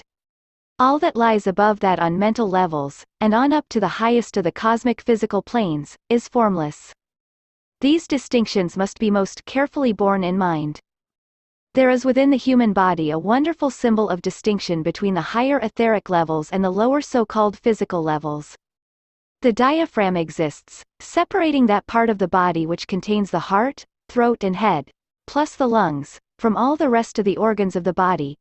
These are all of them of the utmost importance from the angle of life, and that which is determined in the head, impulsed from the heart, sustained by the breath and expressed through the apparatus of the throat determines what the man is. Below the diaphragm are found organs whose use is far more objective even if of great importance, though each, 156, of these lower organs has a life and purpose of its own, their existence and functioning as impulsed, determined and conditioned by the life and rhythm emanating from the higher part of the vehicle. This is not easy for the average man to comprehend, but any serious limitation or physical disease above the diaphragm has a compelling and serious effect on all that is found below the diaphragm. The reverse is not the case to the same extent. This symbolizes the potency and essentiality of the etheric body, both microcosmic and macrocosmic, and the macrocosmic expression of the fourfold life conditions all living forms. Each of the four ethers, as they are sometimes called, is intended, as far as man is concerned, to be a channel or expression of the four cosmic ethers. At present this is very far from being the case. It can only truly be so when the Antakarana is built and acts, therefore, as a direct channel for the cosmic ethers to which we have given the names of universal life, monadic intensity, divine purpose and pure reason. Ponder for a while on these types of energy and creatively imagine their effect when, in due course of time and spiritual unfoldment, they can pour unrestrictedly into and through the etheric body of a human being. At present, the etheric body is responsive to energies from 1. The physical world. These are not principles but are the feeders and controllers of the animal appetites. 2.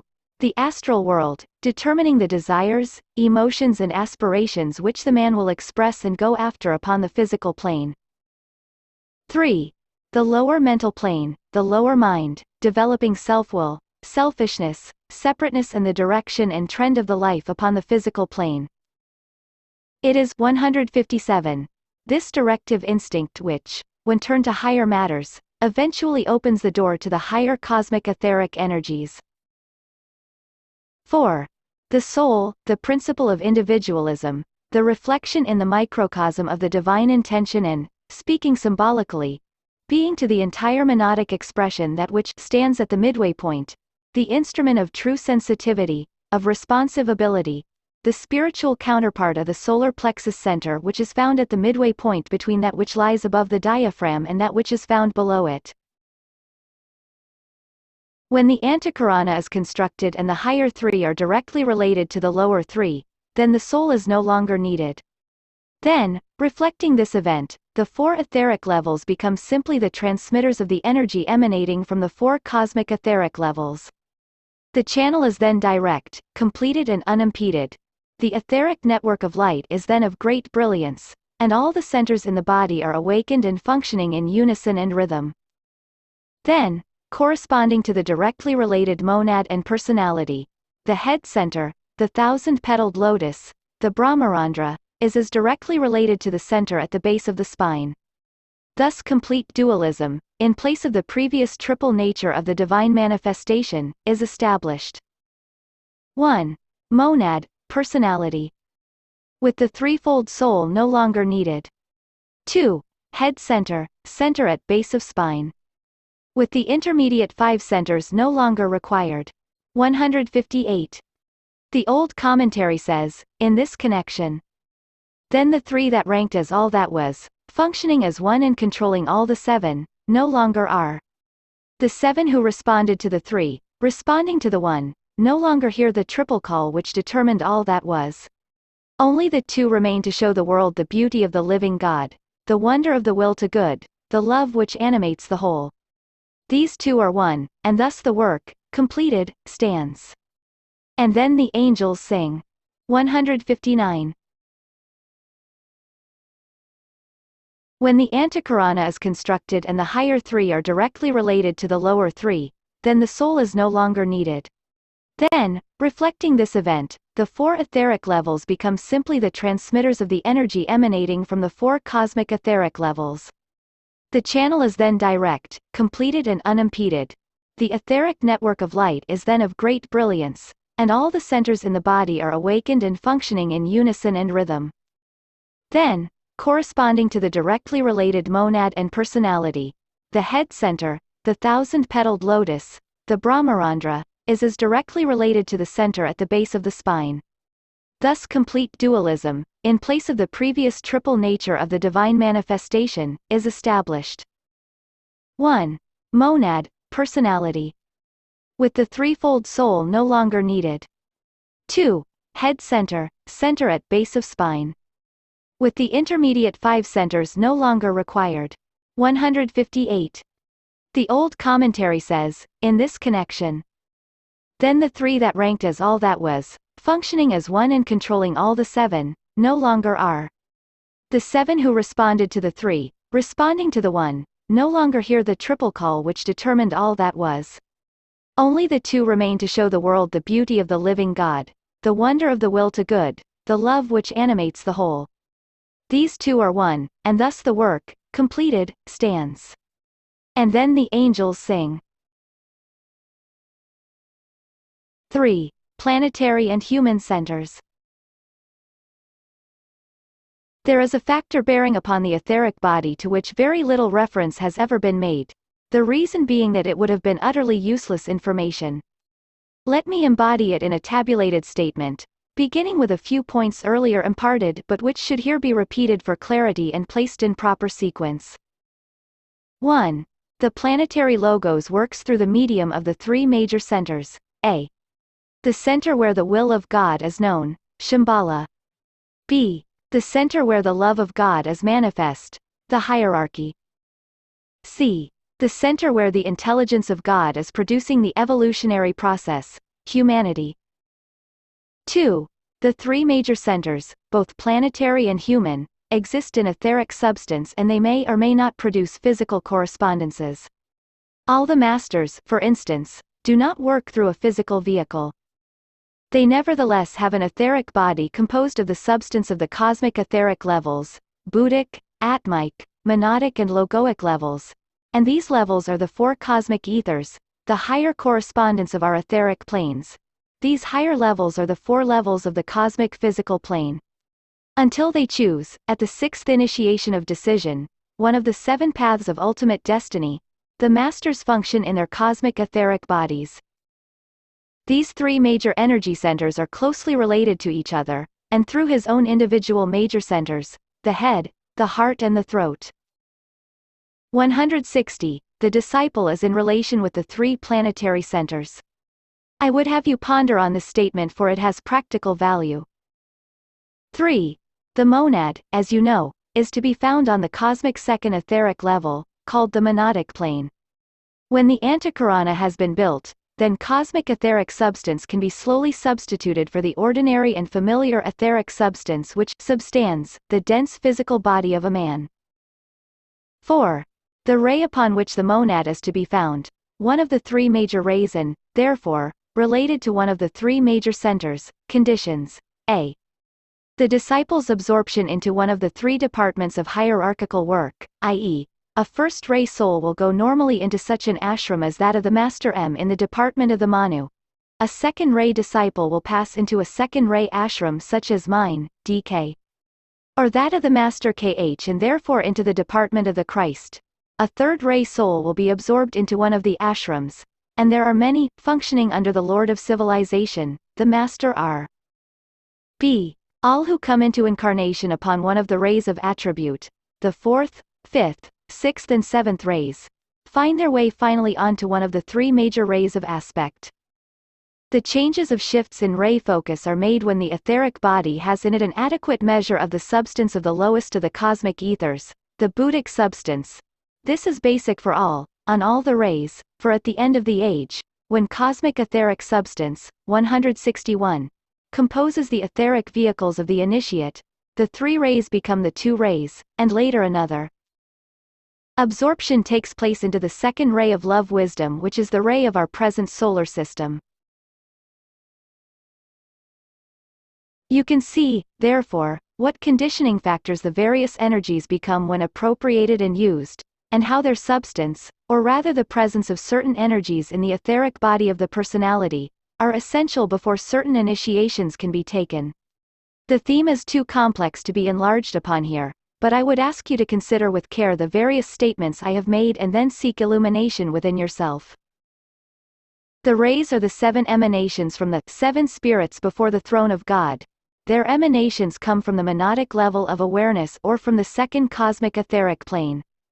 In a certain sense it could be said that these 7 great and living energies are in their totality the etheric vehicle of the planetary logos. The evolutionary processes can equally well be stated to be those of eliminating the physical substance lying between the dense physical body and the astral sentient body, and substituting substance of the four highest planes, the four cosmic ethers.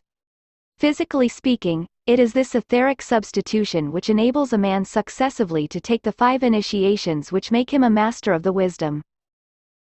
The first initiation is purely the concern of the man's own soul, and the moment that that initiation has been taken, a measure of Buddhic energy can enter and the process of transference of the higher ethers and their substitution for the lower can go forward. This, as you may well imagine, produces conflict. The personality etheric body rejects the incoming higher ether, and thus crises are produced in the initiate's life. Progress and initiation have been presented to us mainly in terms of character building and of service to humanity. This approach most surely also produces conflict and the personality fights the soul. But paralleling this well-known conflict, another battle goes on between the ethers composing the disciple's etheric body and the downpouring higher ethers. Of this a man is not so conscious, but the battle is a very real one, affecting primarily the health of the physical body, and falls into 5 natural stages which we call initiations. The symbolism of the rod of initiation teaches us that, during the initiatory process, this rod, directed by the Christ or by the Lord of the world, as the case may be, is used to stabilize the higher ethers within the personality by an access of applied energy which enables the initiate to retain that which is from above, in order that, as above, so below. There are 3 angles from which the etheric body must be considered. 1. As the mechanism which externalizes itself through the nadis, or that fine system of related lines of force which, in their turn, externalize themselves through the physical system of nerves. 2. As a transmitter of many different types of energy, coming from many different sources. These energies run through or along. Both words are equally true. The lines of force which underlie the nadis. A while ago I used the word tubes, thus inferring a network of tubes through which the transmitted energies can pour. Here you have a case where words are wholly inadequate and even misleading. 3. These energies, according to their source, quality and purpose, create the 7 major centers which condition the many smaller subsidiary centers. 163. And finally externalize themselves through the 7 major glands of the endocrine system. I have said earlier that the intersecting energies in the etheric body of the planet are at this time a network of squares. When the creative process is complete and evolution has done its work, these squares will become a network of triangles. Necessarily this is a symbolic way of speaking. In the Book of Revelations, which was dictated 1900 years ago by the disciple who is now known as the Master Hilarion, reference is made to the city which stands 4 square. The etheric vehicle of the planet was inherited from a former solar system, with the purpose or intention in view of its transformation into a network of triangles in this solar system. In the next one of the triplicity of solar systems, the third or last, in which the will of God works out, the etheric body will begin as a network of triangles, but this will be resolved into a network of interlinked circles or of linked rings, indicating the fulfillment of interlocking relationships. In this present system, the result of evolution, as far as the etheric body is concerned, will be the contact established between all 3 points of each triangle, making a 9-fold contact and a 9-fold flow of energy. This is consistent with the fact that 9 is the number of initiation, and by the time the destined number of disciples have taken the 9 possible initiations, this triangular formation of the planetary etheric body will be complete. The idea can be conveyed symbolically by the diagram at the side, which pictures the triangular formation and the mode of a dual growth or progression and expansion of the network because, starting with the initial triangle, 2 points only are left for the processes of extension. The initial triangle was formed by Sanat Kumara, and we call the 3 energies which circulate through its medium the 3 major rays of aspect. The 4 rays of attribute formed their own triangles and yet, in a paradoxical manner, they are responsible for the squares through which their energies at this time pass. Thus the work of transforming the inherited etheric body was begun and has proceeded ever since. In the etheric body of the human being you have a repetition of the same process in the triangle of energies created by the relationship between the monad, the soul, and the personality. It is well nigh impossible for man to draw or make a picture of the network of triangles and, at the same time, see them taking the circular form in their totality of the etheric body of the planetary sphere. The reason is that the whole etheric body is in constant motion and ceaseless transformation, and the energies of which it is composed are in a state of constant change and circulation. It is wise to have in mind that it is the mechanism which changes and that this transformation of the square into the triangle has no reference whatsoever to the transmitted energies or to the various centers, except in so far that it becomes far easier for the energies to flow through the triangular formation of the etheric body than it is to flow, as is now the case, through or around a square and a network of squares. I am quite aware that what I am here communicating may seem to you the veriest nonsense, and there is, of course, no possible way in which I can prove to you the factual nature of this intercommunicating system or in which you can check in. Confirm what I say, but then, my brothers, you have no way as yet of ascertaining the factual existence of Sanat Kumara, and yet from the very night of time his existence has been proclaimed by the hierarchy and, 165, accepted by millions. Every human being believes a great deal more than he can prove or the validity of which he can establish. The centers are in reality those crossing points of energies where the etheric body possesses 7 triangles or transformed points. From the angle of Shambhala, the centers in a human being resemble a triangle with a point at the center. From the angle of the hierarchy, conditions are somewhat different. You have the 7 centers portrayed as lotuses, with varying numbers of petals. Nevertheless, there is always preserved and recognizably present a triangle, at the very heart of the lotus. Always there is the triangle with its communicating point, and to this we give the name, the jewel in the lotus. You have therefore the following symbolic presentation of the lotus, and you would do well to study it with care. The personality of the man is conditioned by the circle, which is the emanating influence of the lotus, and an interplay is thereby set up. The lotus itself is conditioned by the soul and in its turn conditions the sphere of influence in the aura of the lotus, thus reaching into and conditioning the personality life. The triangle is conditioned by the spiritual triad, when the antakarana is built or in process of building, and in its turn first of all inspires or fires the soul, and then finally destroys it.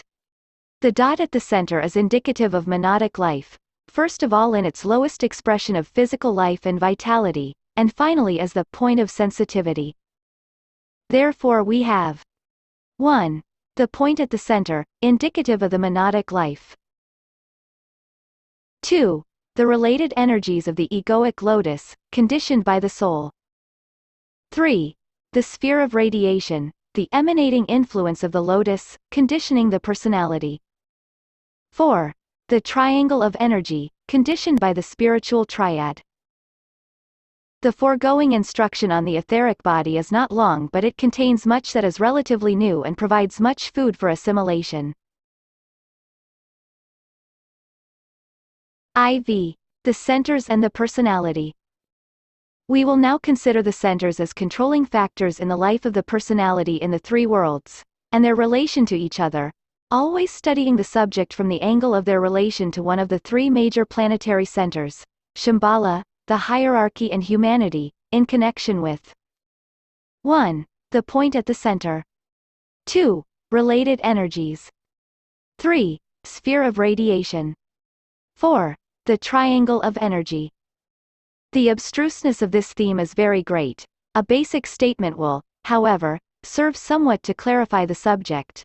It is a statement which has seldom found expression elsewhere. Let me phrase it as simply as possible. The centers below the diaphragm, i.e., the solar plexus center, the sacral center and the center at the base of the spine, are controlled by the 4 ethers of the planetary physical plane. The centers above the diaphragm, i.e., the heart center, the throat center, the ajna center and the head center, are controlled by the 4 cosmic ethers, to which we give the names of the energies of the Buddhic plane, the energies of the Atmic plane, the energies of the monadic plane and the energies of the logoic plane. This statement involves a somewhat new concept. It creates a basic relation, making possible the fact that, as above so below. Think this out. It has serious implications.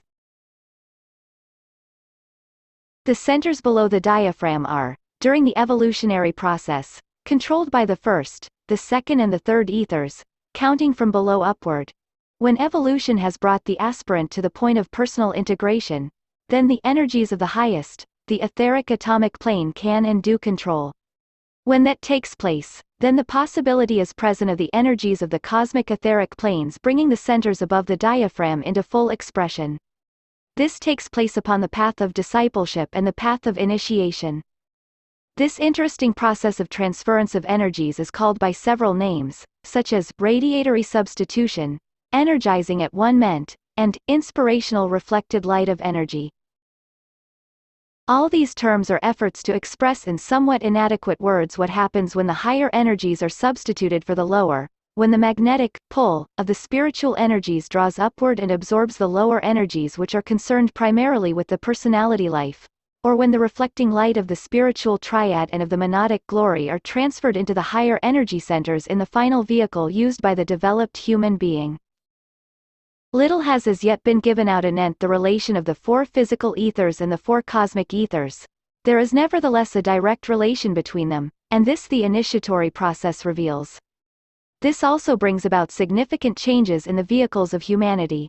There is also a direct relation between the four aspects of karma, the law of cause and effect, and the four physical ethers, as well as the four cosmic ethers. This relationship will later constitute the basis of a new occult science.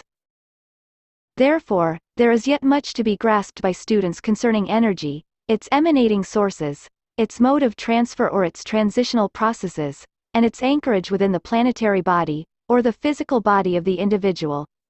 With some of these 169 ideas we will now deal, thus laying the foundation for future investigation, but saying little which will be of immediate use to the individual student.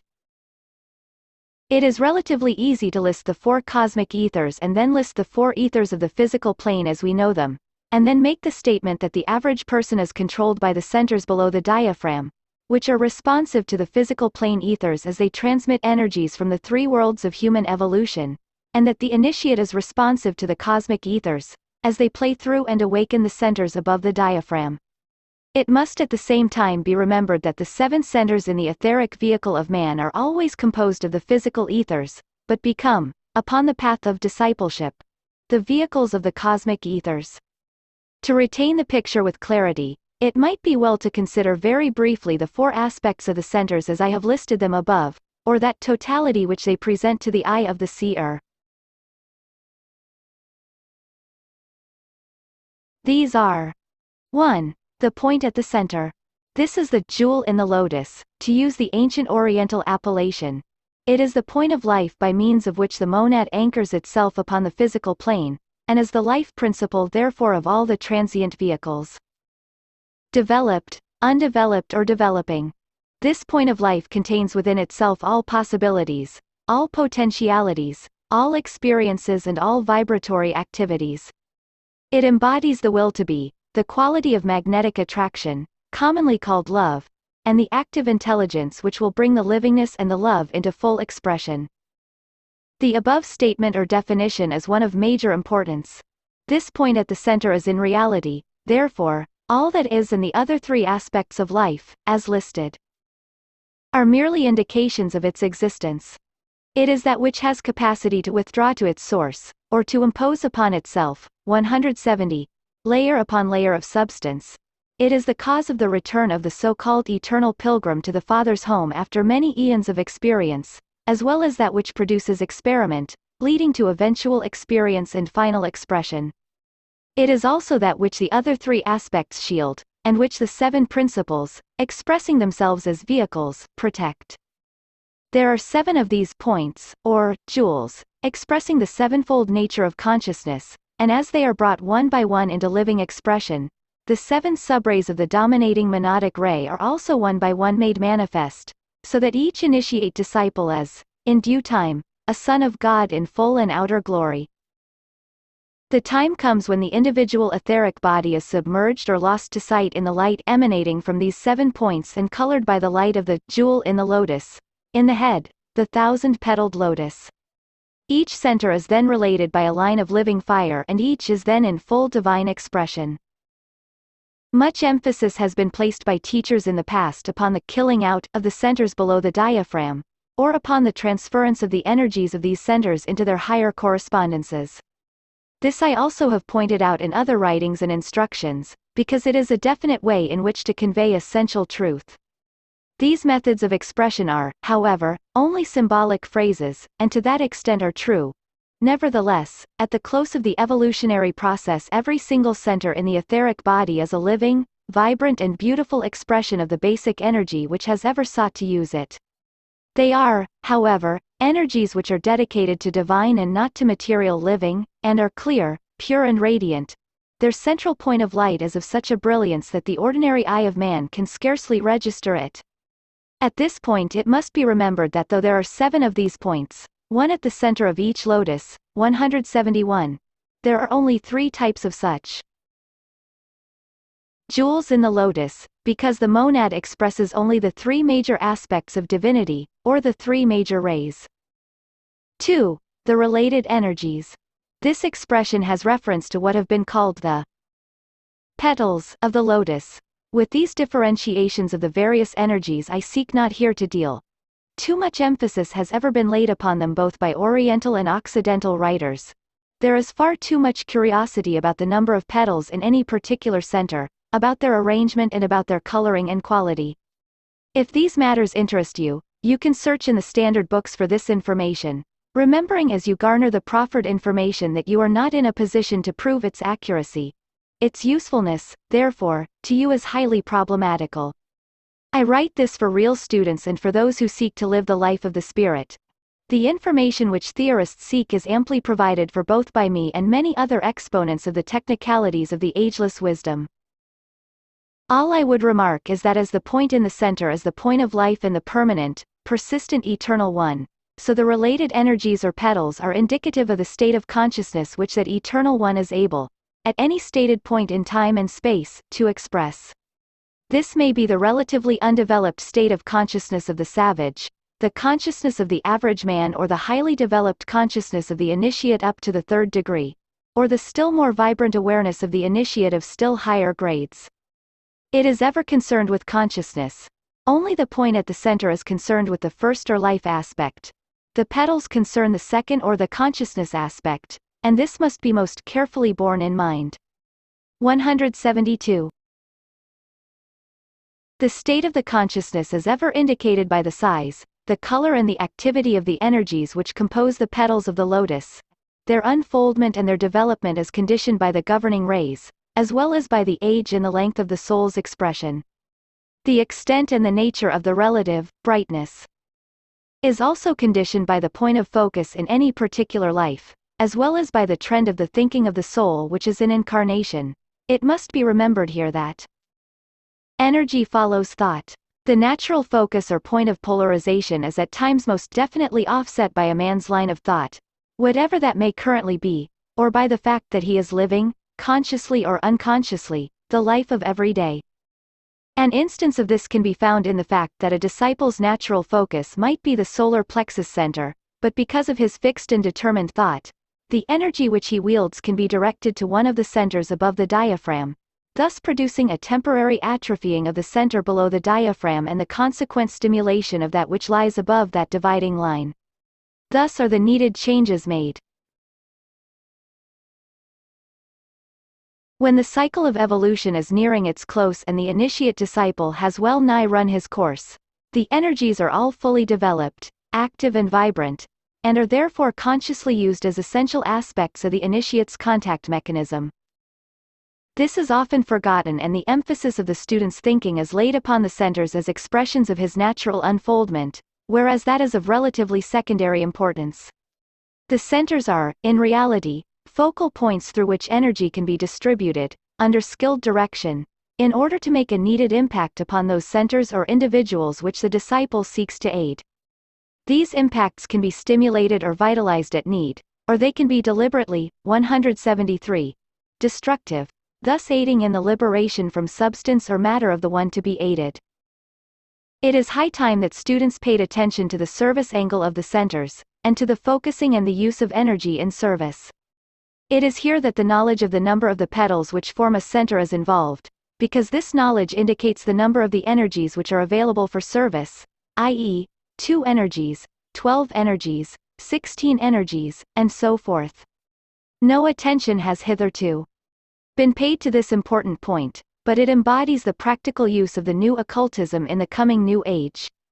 The Oriental symbols which are often superimposed upon the illustrations of the centers should now be discontinued, because they convey no real use to the Occidental mind. 3. The sphere of radiation. This obviously concerns the radius of influence or the outgoing vibratory effect of the centers, as they are gradually and slowly brought into activity. These centers, or their vibrations, are in reality what creates or constitutes the so-called aura of the human being, even though that aura is frequently confused with the health aura. Instead of the word, frequently, I had almost said, usually, because that would be more definitely correct. It is the etheric body which indicates and conditions the aura, which is presumed to demonstrate what the personality is, emotionally and mentally, and, occasionally, what is indicated of soul control. This is not a false premise, and I would have you register this fact. It is, however, excessively limited in its import, because the aura is in reality indicative of the subject's centers. From the study of this aura certain things can be ascertained. A. Whether the development is above or below the diaphragm. B. Whether the centers are undeveloped or developed. 174. C. Whether the nature of the controlling rays is adequately clear. D. Whether the point at the center and the petals of the lotus are controlled, or whether a balance is being achieved. E. Whether the personality is outgoing, and is therefore in a state of livingness, or whether a withdrawing is taking place due to introspection and self-centeredness, or to the slow oncoming of the death process. F. Whether the personality or the soul is in control, and whether, therefore, a struggle between the two is going on. You can see, therefore, how revealing the aura can be to the individual who has the ability to read it with accuracy, and how thankful you should be that such a capacity is relatively rare, or is in the possession of an initiate or of a master whose nature is love. The sphere of radiation is a potent instrument in service, and its extent and purity of contact should be cultivated by the pledged disciple. There is true occult teaching in the statement in the New Testament that the shadow of Peter passing by healed. His aura was of such a nature that it had a beneficent effect wherever and whenever it touched or contacted those in his environment. The control of the Christ over his aura was such that he knew when virtue had gone out of him. He knew, therefore, that healing energies had poured through one of his centers to a needy person or group of persons. It is the aura, and its potency of attraction, and its stability, which also holds a group together, which also keeps an audience listening, and which makes an individual of importance along some definite, 175, line of approach to his fellowmen. The sphere of radiation is easily determined by those who seek it out and who watch the effect of the radiation upon people in their community and environment. One highly emotional person, working through an overdeveloped and uncontrolled solar plexus center, can wreck a home or an institution. I give this as an illustration. One radiant, creative life, consciously using the heart or the throat centers, can carry inspiration to hundreds.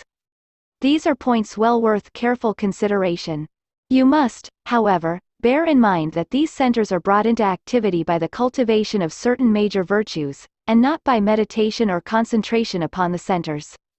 They are brought automatically into the needed radiatory condition by right living, high thinking and loving activity. These virtues may seem to you dull and uninteresting, but they are most potent and scientifically effective in bringing the centers into the desired radiatory activity. When the task is done, and when all the centers are living spheres of outgoing, radiatory activity, they swing into each other's orbit so that the initiate becomes a center of living light and not a composite of 7 radiant centers. Think on this. 4. The central triangle of energies. This central triangle indicates unmistakably the three rays which condition a man's periodical vehicles, as HPB expresses it. These are the monadic ray, the soul ray and the personality ray.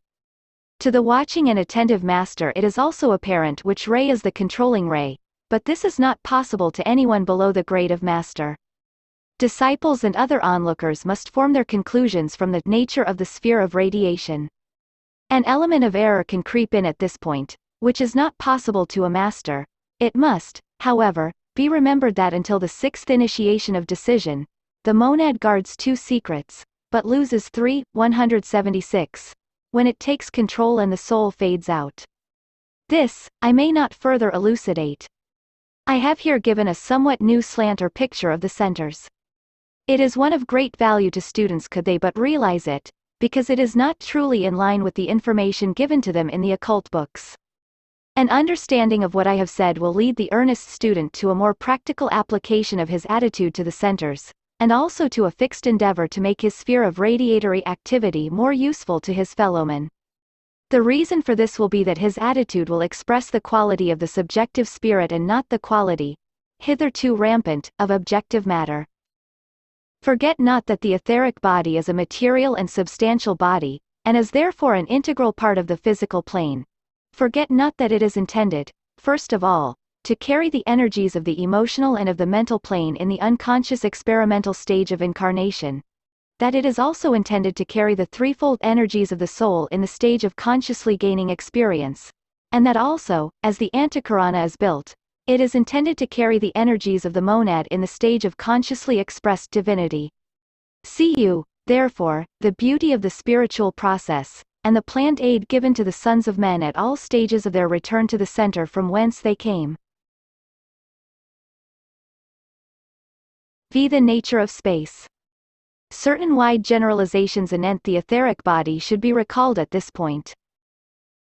The existence of an etheric body in relation to all tangible and exoteric forms is accepted today by many scientific schools. Nevertheless, the original teaching has been amended in order to bring it into line with the usual theories of energy and its forms of expression. Recognition is given today, by thinkers, to the factual nature of energy, and I am using that word, factual, most advisedly. Energy is now regarded as all that is. Manifestation is the manifestation of a sea of energies, some of which are built into forms, others constitute the medium in which those forms live and move and have their being, and still others are in process of animating both the forms and their environing substantial media. It must also be remembered that forms exist within forms. This is the basis of the symbolism which is to be found in the intricate carved ivory balls of the Chinese craftsman, where ball within ball is to be discovered, all elaborately carved and all free and yet confined. You, as you sit in your room, are a form within a form. That room is itself a form within a house, and that house, another form, is probably one of many similar houses, placed the one on top of another or else side by side, and together composing a still larger form. Yet all these diverse forms are composed of tangible substance which, when coordinated and brought together by some recognized design or idea in the mind of some thinker, creates a material form. This tangible substance is composed of living energies, vibrating in relation to each other, yet owning their own quality and their own, 178. Qualified life. I dealt with much of this in a treatise on cosmic fire, and you would find it profitable to reread what I there said. I will not repeat it here as I am seeking a different approach. It might be profitable to point out that the entire universe is etheric and vital in nature and of an extension beyond the grasp of the greatest mind of the age, mounting into more than astronomical figures, if that statement even conveys sense to your minds. This extent cannot be computed, even in terms of light years. This cosmic etheric area is the field of untold energies and the basis of all astrological computations. It is the playground of all historical cycles, cosmic, systemic and planetary, and is related to the constellations, to the worlds of suns, to the most distant stars and to the numerous recognized universes, as well as to our own solar system, to the many planets, and to that planet upon which and in which we move and live and have our being. As well as to the smallest form of life known to science and perhaps covered by the meaningless term, an atom. All are found existing in space, space is etheric in nature and, so we are told in the occult science, space is an entity. The glory of man lies in the fact that he is aware of space and can imagine this space as the field of divine living activity, full of active intelligent forms, each placed in the etheric body of this unknown entity, each related to each other through the potency which not only holds them in being but which preserves their position in relation to each other. Yet each of these differentiated forms possesses its own differentiated life, its own unique quality or integral coloring, and its own specific and peculiar form of consciousness. This etheric body, vast and unknown as it is, as to its extent, is nevertheless limited in nature and static, relatively speaking, in capacity. It preserves a set form, a form, 179, of which we know absolutely nothing, but which is the etheric form of the unknown entity. To this form the esoteric science gives the name of space. It is the fixed area in which every form, from a universe to an atom, finds its location. We speak at times of an expanding universe. What we really mean is an expanding consciousness, for this etheric body of the entity, space, is the recipient of many types of informing and penetrating energies, and it is also the field for the intelligent activity of the indwelling lives of the universe, of the many constellations, of the distant stars, of our solar system, of the planets within the system, and of all that constitutes the sum total of these separated living forms. The factor which relates them is consciousness and nothing else, and the field of conscious awareness is created through the interplay of all living intelligent forms within the area of the etheric body of that great life which we call space. Every form within the etheric body is like a center in a planet or in the human body, and the resemblance, based upon what I gave you herein in relation to the human centers, is correct and recognizable. Each form, because it constitutes an aggregated area of substantial lives or atoms, is a center within the etheric body of the form of which it is a constituent part. It has, as the basis of its existence, a living dynamic point which integrates the form and preserves it in essential being. This form or center, large or small, a man or an atom of substance, is related to all other forms and expressing energies in the environing space, and is automatically receptive to some, and repudiates others through the process of non-recognition. It relays or transmits other energies, radiating from other forms, and it thus becomes in its turn an impressing agent. You see, therefore, where differentiated truths approach each other and blend, forcing us to use the 180 same terminologies in order to express the same factual truths or ideas. Again, each point of life within a center has its own sphere of radiation or its own extending field of influence. This field is necessarily dependent upon the type and the nature of the indwelling consciousness. It is this magnetic interplay between the many vast centers of energy in space which is the basis of all astronomical relationships, between universes, solar systems and planets. Bear in mind, however, that it is the consciousness aspect which renders the form magnetic, receptive, repudiating and transmitting. This consciousness differs according to the nature of the entity which informs or works through a center, great or small. Bear in mind also that the life which pours through all centers and which animates the whole of space is the life of an entity. It is, therefore, the same life in all forms, limited in time and space by the intention, the wish, the form and the quality of the indwelling consciousness. The types of consciousness are many and diverse, yet life remains ever the same and indivisible, for it is the one life. The sphere of radiation is conditioned always by the point of evolution of the life within the form. The correlating, integrating factor, relating center to center, is life itself. Life establishes contact. Livingness is the basis of every relation, even if this is not immediately apparent to you.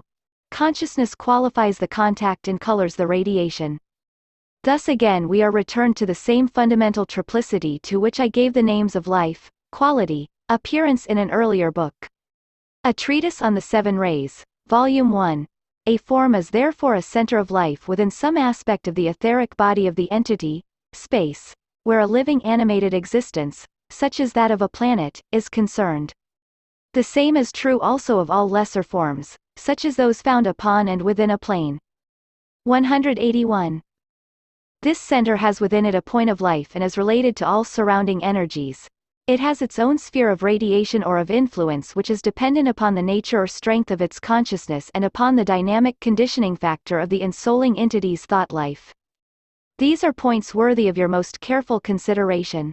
Finally, every center has its central triangle of energies. One of these energies expresses the ensouling life of the form. Another expresses the quality of its consciousness, whilst the third, the dynamic, integrating life which holds form and consciousness together in one expressive livingness, conditions the radiation of the form, its responsiveness or non-responsiveness to the environing energies and the general nature of the informing life, plus its creative ability. Much that I have given you here will serve to elucidate that which I have written upon esoteric astrology, a treatise on the 7 rays, Volume 3, The Destiny of the Nations. It will give you the key to that science of relationships which is essentially the key to astrology and also to the science of Laya Yoga. This latter science has, fortunately for the Aryan race, fallen into disrepute since later Atlantean days. It will, however, be restored and used upon a higher turn of the spiral, during the next 500 years. When correctly and rightly restored, its emphasis will not be upon the nature of the center involved, but upon the quality of the consciousness which distinguishes any particular center and which will then necessarily condition its sphere of radiation. Under the great law of correspondences, all that I have here given or indicated can be applied by the student to all forms of life, to a universe, to a solar system, to a planet, to a human being, to any subhuman form and to the tiniest atom of substance, whatever you may mean by that last term. The planetary life, a center in the solar system. We shall now endeavor to apply whatever knowledge is available to you at this time in relation to the planetary life, expressing itself as a center in the solar system. We shall also study its secondary expression through the medium of 3 major centers, Shambhala, the hierarchy, and humanity. The fundamental concept of hylozoism underlies all the esoteric teaching upon the theme of manifesting life. All forms are composed of many forms, and all forms, aggregated or single in nature, are the expression of an indwelling or ensouling life. The fusion of life with living substance produces another aspect of expression, that of consciousness. This consciousness varies according to the natural receptivity of the form, according to its point in evolution, and to its position also in the great chain of hierarchy. However, dwarfing every other concept, is the concept of life itself. There is, as far as we have ever been permitted to know, only one life, expressing itself as being, as responsive consciousness, and as material appearance. That one life knows itself, if such a term can be used, as the will to be, the will to good, and the will to know. It will be obvious to you that these are only terms or methods organized to convey a better picture than heretofore. This is also a brief preamble to another statement, which can be worded as follows. The planetary logos, the one in whom we live and move and have our being, is the informing, ensouling life of this planet, the Earth. It is his life which integrates the planet as a whole, and his life which pours through all forms, great or small, which 183, in their aggregate, constitute the planetary form. Preserve, therefore, in your conscious imagination and by means of the innate symbol-making faculty which all men possess, the concept of our planet as a great lotus composed of many interweaving energies, located within the greater form of the solar system which is, as we know, esoterically portrayed as a 12-petaled lotus. This lotus, the Earth, is responsive to the many entering energies with which I dealt at some length in my book upon esoteric astrology. A treatise on the 7 rays, Volume 3. At the heart of this vast sea of energies is to be found that cosmic consciousness to whom we give the name of Sanat Kumara, the Lord of the world, the Ancient of Days. It is his will to be which brought his manifested form into the tangible arena of life. It is his will to good which activates the law of evolution and carries his form, with the myriad lesser forms of which it is composed, onto the ultimate glory which he alone visions and knows. It is his consciousness and his sensitive response to all forms and to all states of being and to all possible impacts and contacts which guarantees the developing consciousness of all the many lives within or upon this earth of ours.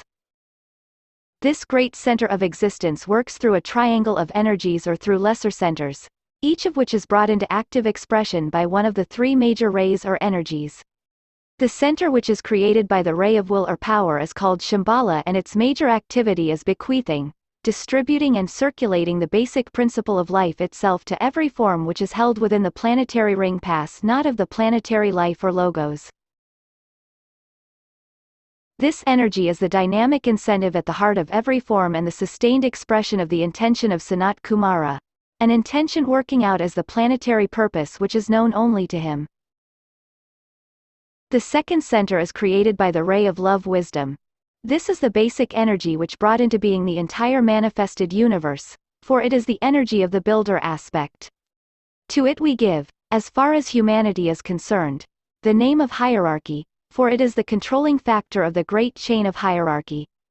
The prime activity of this center is related to the unfolding consciousness of the planet, and therefore of all forms of life within or upon the planet. It is not related to the life aspect in any sense. The task of the units of energy, who constitute the personnel of this center, is to awaken and arouse the sense of awareness and of consciousness which is sensitive in its response to the life within all forms. Just as the basic mode of activity in and through Shambhala could be called the science of life or of dynamic livingness, so the basic science by means of which the hierarchy works could be called the science of relationships. Consciousness is not only the sense of identity or of self-awareness, but it concerns also the sense of relation of that recognized self or the I to all other selves. This consciousness is progressively developed, and the members of this second center, the hierarchy, have the major and important task, in this particular solar systemic cycle, of bringing all the units in each kingdom of nature to an understanding of place, position, responsibility and relationships. This probably sounds entirely meaningless in relation to those conditions where the units of life are, for instance, in the vegetable or the animal kingdom, but a glimmering of understanding may come when you remember that the seed or germ of all states of consciousness is latent in every form, and of this the instinct to perpetuate and the instinct to mate are the major incubating areas. The third center is that of the human kingdom, which is brought into being by means of the energy of the third, 185, ray of active intelligence.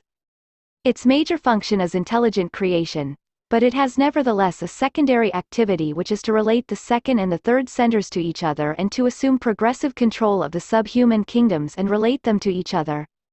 This secondary function is only now assuming proportions which can be recognized and noted. Each of these three centers has a governing and controlling triangle or central triangle of energies. In relation to Shambhala, this triangle is composed of the three Buddhas of activity who represent conscious intelligent life, conscious, intelligent and active wisdom, and conscious, intelligent and active creation.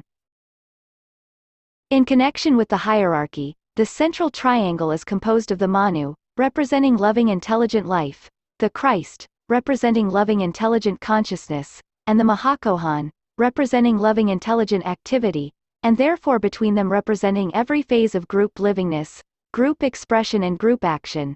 These qualities focus through the Mahakohan, primarily because he is the Lord of civilization and the civilizations of humanity represent progressive growth and unfoldment. Only in the final root race of men upon our planet will the essential central triangle make its appearance and function openly in the third planetary center, that of humanity. Men are not yet ready for this, but the areas of conscious creative activity, out of which this triangle of functioning embodied energies will emerge, is already in preparation. One point of this future triangle will emerge out of the field of world governments, of politics and of statesmanship. Another will appear out of the world religions, and a third out of the general field of world economics and finance. Today no such men of spiritual will, of spiritual love and of 186, spiritual intelligence are to be found upon earth. Even if they did emerge in these three fields of expression they could do little good, for the sense of recognition and of responsibility is as yet inadequately developed. Later, they will appear and will then openly relate the department of the Manu to that of world government, the department of the Christ to that of the world religions, and the department of the Lord of civilization to that of the social and financial order. That time will surely come, but it will come only after the externalization of the hierarchy and its open functioning upon the physical plane.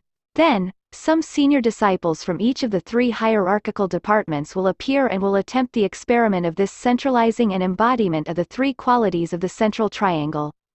They will then discover, by direct action, when and if mankind is ready for such an experiment of direct control and if it has developed the needed sense of responsibility, a responsibility which will produce cooperation. All these three centers can therefore be depicted in the following manner, with the completed circle of the entire energy form, with the central triangle of energies carrying the qualities of the three major rays, and then the point at the center which stands for the dynamic embodied life. In connection with Shambhala, that point is Sanat Kumara himself. When the right time comes, though the hour is not yet, he will place his representatives as the central points in both the hierarchy and in humanity. For this relatively distant event, the doctrine or the theory of avatars, of mediators or of intermediaries is preparing the way, thus enabling men to think in these representative and inclusive terms. Not even in the hierarchy is the time yet. 187. Ripe for the residence in state of the divine representative. Each year, the Buddha comes and carries the force of Sanat Kumara to the hierarchy, but he cannot stay. The units of energy, the members of the hierarchy, cannot bear for long the strong quality of the incoming vibration, except after due preparation and in group form, and then only for a few scant minutes. Nevertheless, the period of dynamic potency is being prolonged during this century from 1 day to 5. The next century may see an even longer period of registration instituted. At the close of the age, the three major centers will be in complete, unified and synchronized activity, with Sanat Kumara in Shambhala overshadowing and informing his representatives in the hierarchical and human centers. Then the central triangle in each center will not be only actively functioning, but they will be working together in the closest rapport, thus forming symbolically a star with 9 points, ever revolving. Then the mass energies of the three major centers will dominate the other 4 centers, controlling the manifestation of the life expression in all the kingdoms of nature. When one comes to the consideration of the sphere of radiation of these three major centers, it is interesting to note that, at this time and in this present world cycle, the most potent radiation and the widest range of influence is that of the hierarchy. Apart from giving life to all forms upon and within the planet, the influence or radiation of Shambhala is definitely and consciously restricted, until such time as the hierarchy and humanity can respond constructively. It is present, needless to say, and evokes response from those able to swing within its sphere of radiation, but it is felt that as yet there are too many forms of expression which could not react correctly to the work of the destroyer of forms, which is the most potent. 188. Aspect of this first ray center and the one which manifests first, because its work must be accomplished before the 2 other aspects of its potency can function rightly. The center called humanity has as yet an inadequate radiation because of its, at present, inadequate development. Its sphere of influence is relatively limited, though men are beginning to work outward in the direction of the subhuman kingdoms and to attract more forcefully the kingdom of souls than heretofore. The hierarchy has, however, no interior restrictions such as are consciously and deliberately imposed upon itself by Shambhala or which are unconsciously imposed by humanity. Any blocking of the hierarchical radiation, if I may use such a term, will come from the forms on which the impact of its radiation is sought, but the outgoing influence of the central triangle of the hierarchy is unique and far-reaching. All that we have here been considering takes place within the etheric body of the planet, for all these centers exist etherically, and only etherically, and are not affected by the fact that the units of energy, in Shambhala or in the hierarchy may be functioning in physical vehicles. Some are and some are not. The conditioning lives in both these centers work entirely through etheric means, wielding and controlling energies.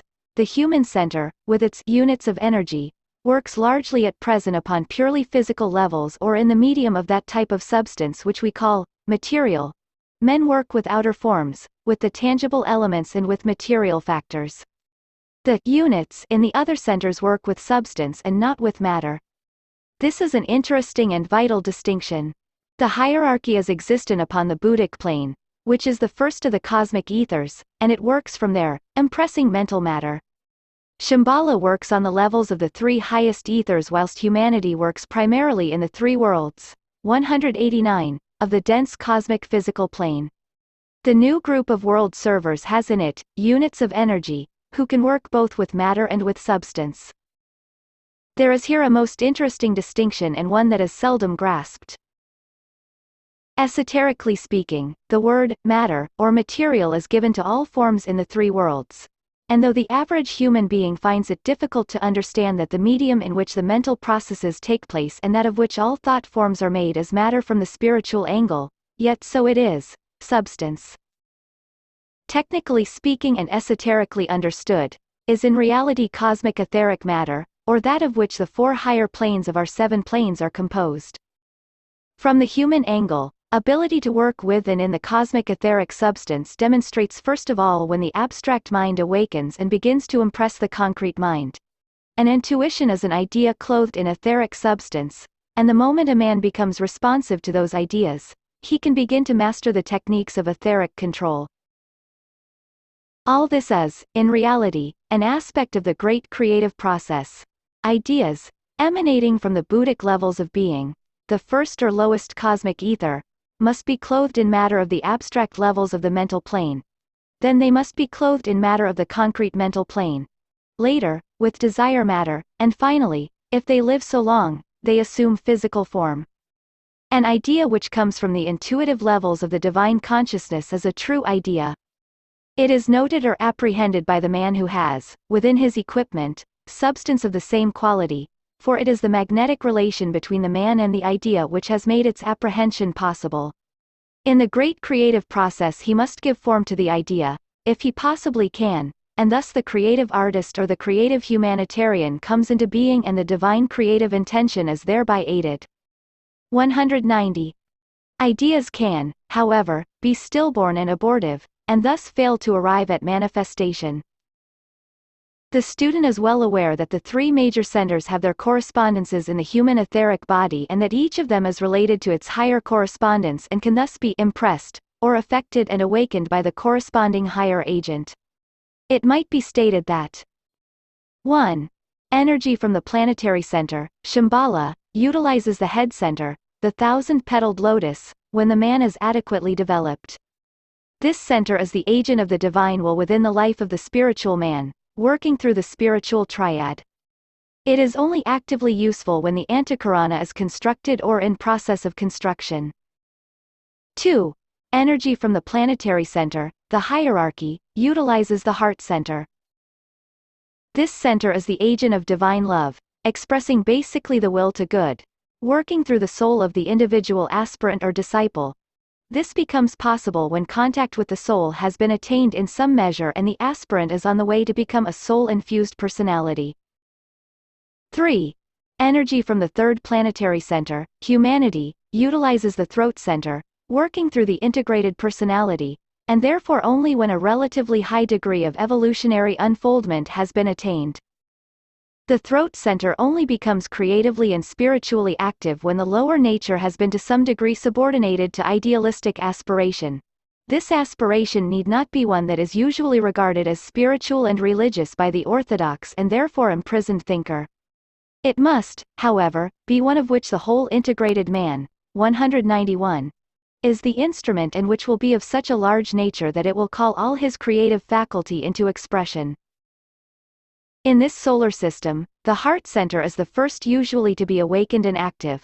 As soon as there is life in that center and a measure of activity, the other two major centers can begin to awaken. The correspondence to this can be seen in the fact that the hierarchy is the mediating or middle factor between the planetary head and throat centers, between Shambhala and humanity. That is why the emphasis is laid upon the heart aspect in all the teachings. There are two centers which are regarded as receptive and distributing agents, in an unique manner. 1. The Ajna center, the center between the eyebrows, works in connection with the three major centers but mainly, at this stage of human development, as the distributor of soul force and of spiritual energy as received from the heart and throat centers.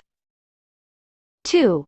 The solar plexus center works in connection with the sacral center and with the center at the base of the spine, the center of life. It works also with all subsidiary centers below the diaphragm, gathering and transmuting their energies and transmitting that which has been purified into the higher major center. 3. It might here be added that the will to be is, from one angle, the energy of immortality.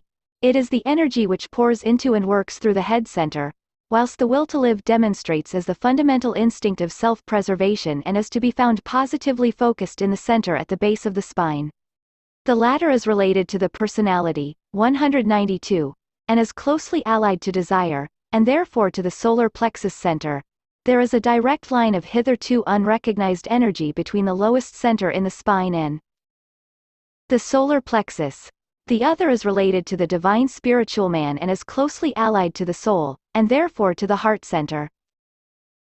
The intricacy of all these relationships is most difficult for the neophyte to grasp, and this difficulty is further increased by the many and varying stages of development, of ray distinctions, and also by the numerous emphases or principles which are laid upon vehicles, upon differing planes and planetary levels of consciousness and of existence. With all this the student is not asked to deal. The factors of importance which he should attempt to realize and upon which he can construct the temple of his life and his current mode of living are simply the following, and they are the same for each and all, no matter what his ray or his point in evolution may be. 1. Man's etheric body is an integral part of the planetary etheric body and is responsive to the free distribution of the many circulating energies. 2. The three periodical vehicles which compose the expression of the human being and which make him what he is, the monad, the soul, and the personality, are each related to the three planetary centers, Shambhala, the hierarchy, and humanity, and therefore to each of man's individual three major centers. 3. The three centers in the human being which are to be found above the diaphragm, the head, the heart and the throat centers, are the organs of reception for energies coming from the three planetary centers. 193. 4. The agent for the distribution of the energies received via the head, the heart and the throat centers is the ajna center between the eyebrows. 5. The agent for the purification, transmutation and transmission of the energies of all centers below the diaphragm is the solar plexus center. It is this center through which the majority of human beings are at this time working. It is the major controlling center, both for the reception and the distribution of energies, until such time as the heart center is awakening and beginning to control the personality. There is necessarily much more to be said anent this subject of the major planetary and human centers, but I have here given the student enough upon which to ponder, I had almost said upon which to puzzle. The one important thing to be borne in mind is the relationship between the centers, i.e. 1. Between the centers below the diaphragm and those above it. 2. Between the three major centers with each other. 3. Between the three major centers and the three planetary centers. All of this must be thought of in terms of circulating and freely moving energies, distributing themselves throughout the etheric body of the planet, and therefore through the human etheric body, under the essential purpose of Shambhala and under the direction of the hierarchy. It is the theme of relationship, therefore, which is the basic pattern in the evolutionary process of unfoldment in this, the second solar system, of three systems, which is 194. That of the Sun, wherein the quality of the second divine aspect, love, is being perfected. In this perfecting process man participates unconsciously at first, during the long cycle of evolutionary unfoldment under the law of necessity, but when he becomes the aspirant and takes the first steps upon the path towards spiritual maturity, he begins to play a crucial role which he maintains until he attains spiritual liberation and himself becomes a member of the hierarchy, of the fifth or spiritual kingdom, through perfected service in the fourth or the human kingdom. The relationship between the fourth and the fifth kingdoms is being continually increased, bringing new powers and more vital livingness into the human family which is registered by its most advanced members consciously. The distribution of energies from the hierarchy constitutes a very interesting sequence, some of which can be indicated briefly. As we know, the hierarchy is the ashram of the Lord of Love, the Christ. We also know that this greater ashram is constituted of the 7 ray ashrams, each having at its center a Kohan or a master of the wisdom. Each of the 7 ashrams has connected with it one or more subsidiary ashrams. An ashram is an emanating source of hierarchical impression upon the world. Its impulsive energies, and its inciting forces are directed toward the expansion of the human consciousness, through the magnetic lives of the group members as they carry on their duties, obligations and responsibilities in the outer world. It is aided also by the steady vibratory activity of the members of the ashram who are not in physical incarnation and by the united clear thinking and convinced awareness of the entire ashram. Beginners, such as are most aspirants, though not all, are usually engrossed with the fact of the ashram.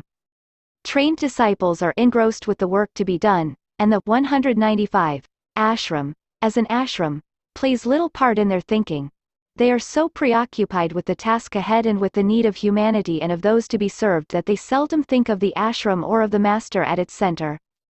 They are an integral part of the ashramic consciousness, and their conscious occupation is called, in the ancient writings, the emanating of that which flows through them, the teaching of the doctrine of the heart which is the force of truth itself, the radiating of the light of life, born upon the stream to which the non-initiate gives the name, the light of love.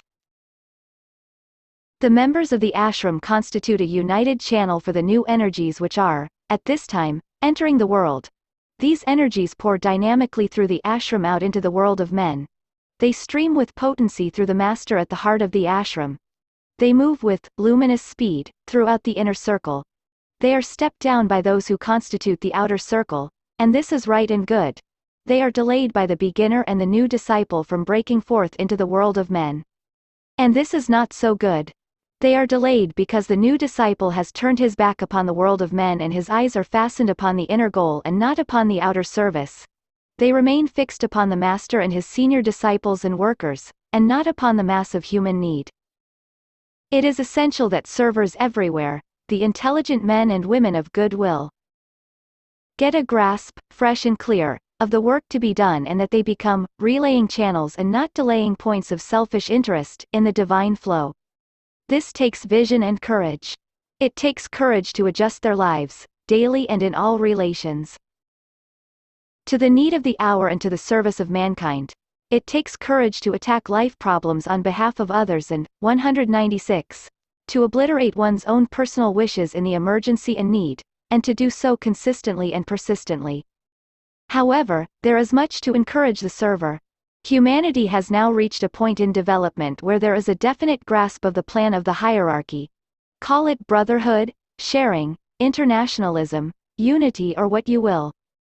This is a growing and factual apprehension and is a general recognition by the thinkers and esotericists of the world, by the religious people of enlightenment, by broad-minded statesmen, by industrialists and businessmen of inclusive vision and humanitarian insight, and even today by the man in the street. There is also a more definite recognition of emerging spiritual values and a greater readiness to relinquish hindrances to service. The plans of the Christ for humanity's release are more matured, for they had to wait until such time that the trend of human aspiration became more clearly emphatic, and the new era, with its latent possibilities, can now be seen upon the horizon, stripped of the veils of glamour and wishful thinking which obscured it 10 years ago. All of this is a challenge to the disciple. What is it that he must do? The disciple has to take himself as he is, at any time, with any given equipment, and under any given circumstances. He then proceeds to subordinate himself, his affairs and his time to the need of the hour, particularly during the phase of group, national or world crisis. When he does this within his own consciousness and as, therefore, thinking along lines of the true values, he will discover that his own private affairs are taken care of, his capacities are increased and his limitations are forgotten. He takes his place with those who perceive the needs of the coming cycle. A cycle wherein the new ideas and ideals must be stressed and for which a fight must be made, wherein the wider plans for the good of the whole must be understood. 197. Endorsed and preached. The new and clearer vision for human living must be grasped and finally brought into being, and a cycle wherein the effort of all members of the new group of world servers must be given to the lifting of humanity's load. There is a certain esoteric mantram which embodies this attitude. The attitude of the disciple who is striving, in cooperative endeavor with others, to link hierarchical intent with human aspiration and thus bring humanity nearer to its goal.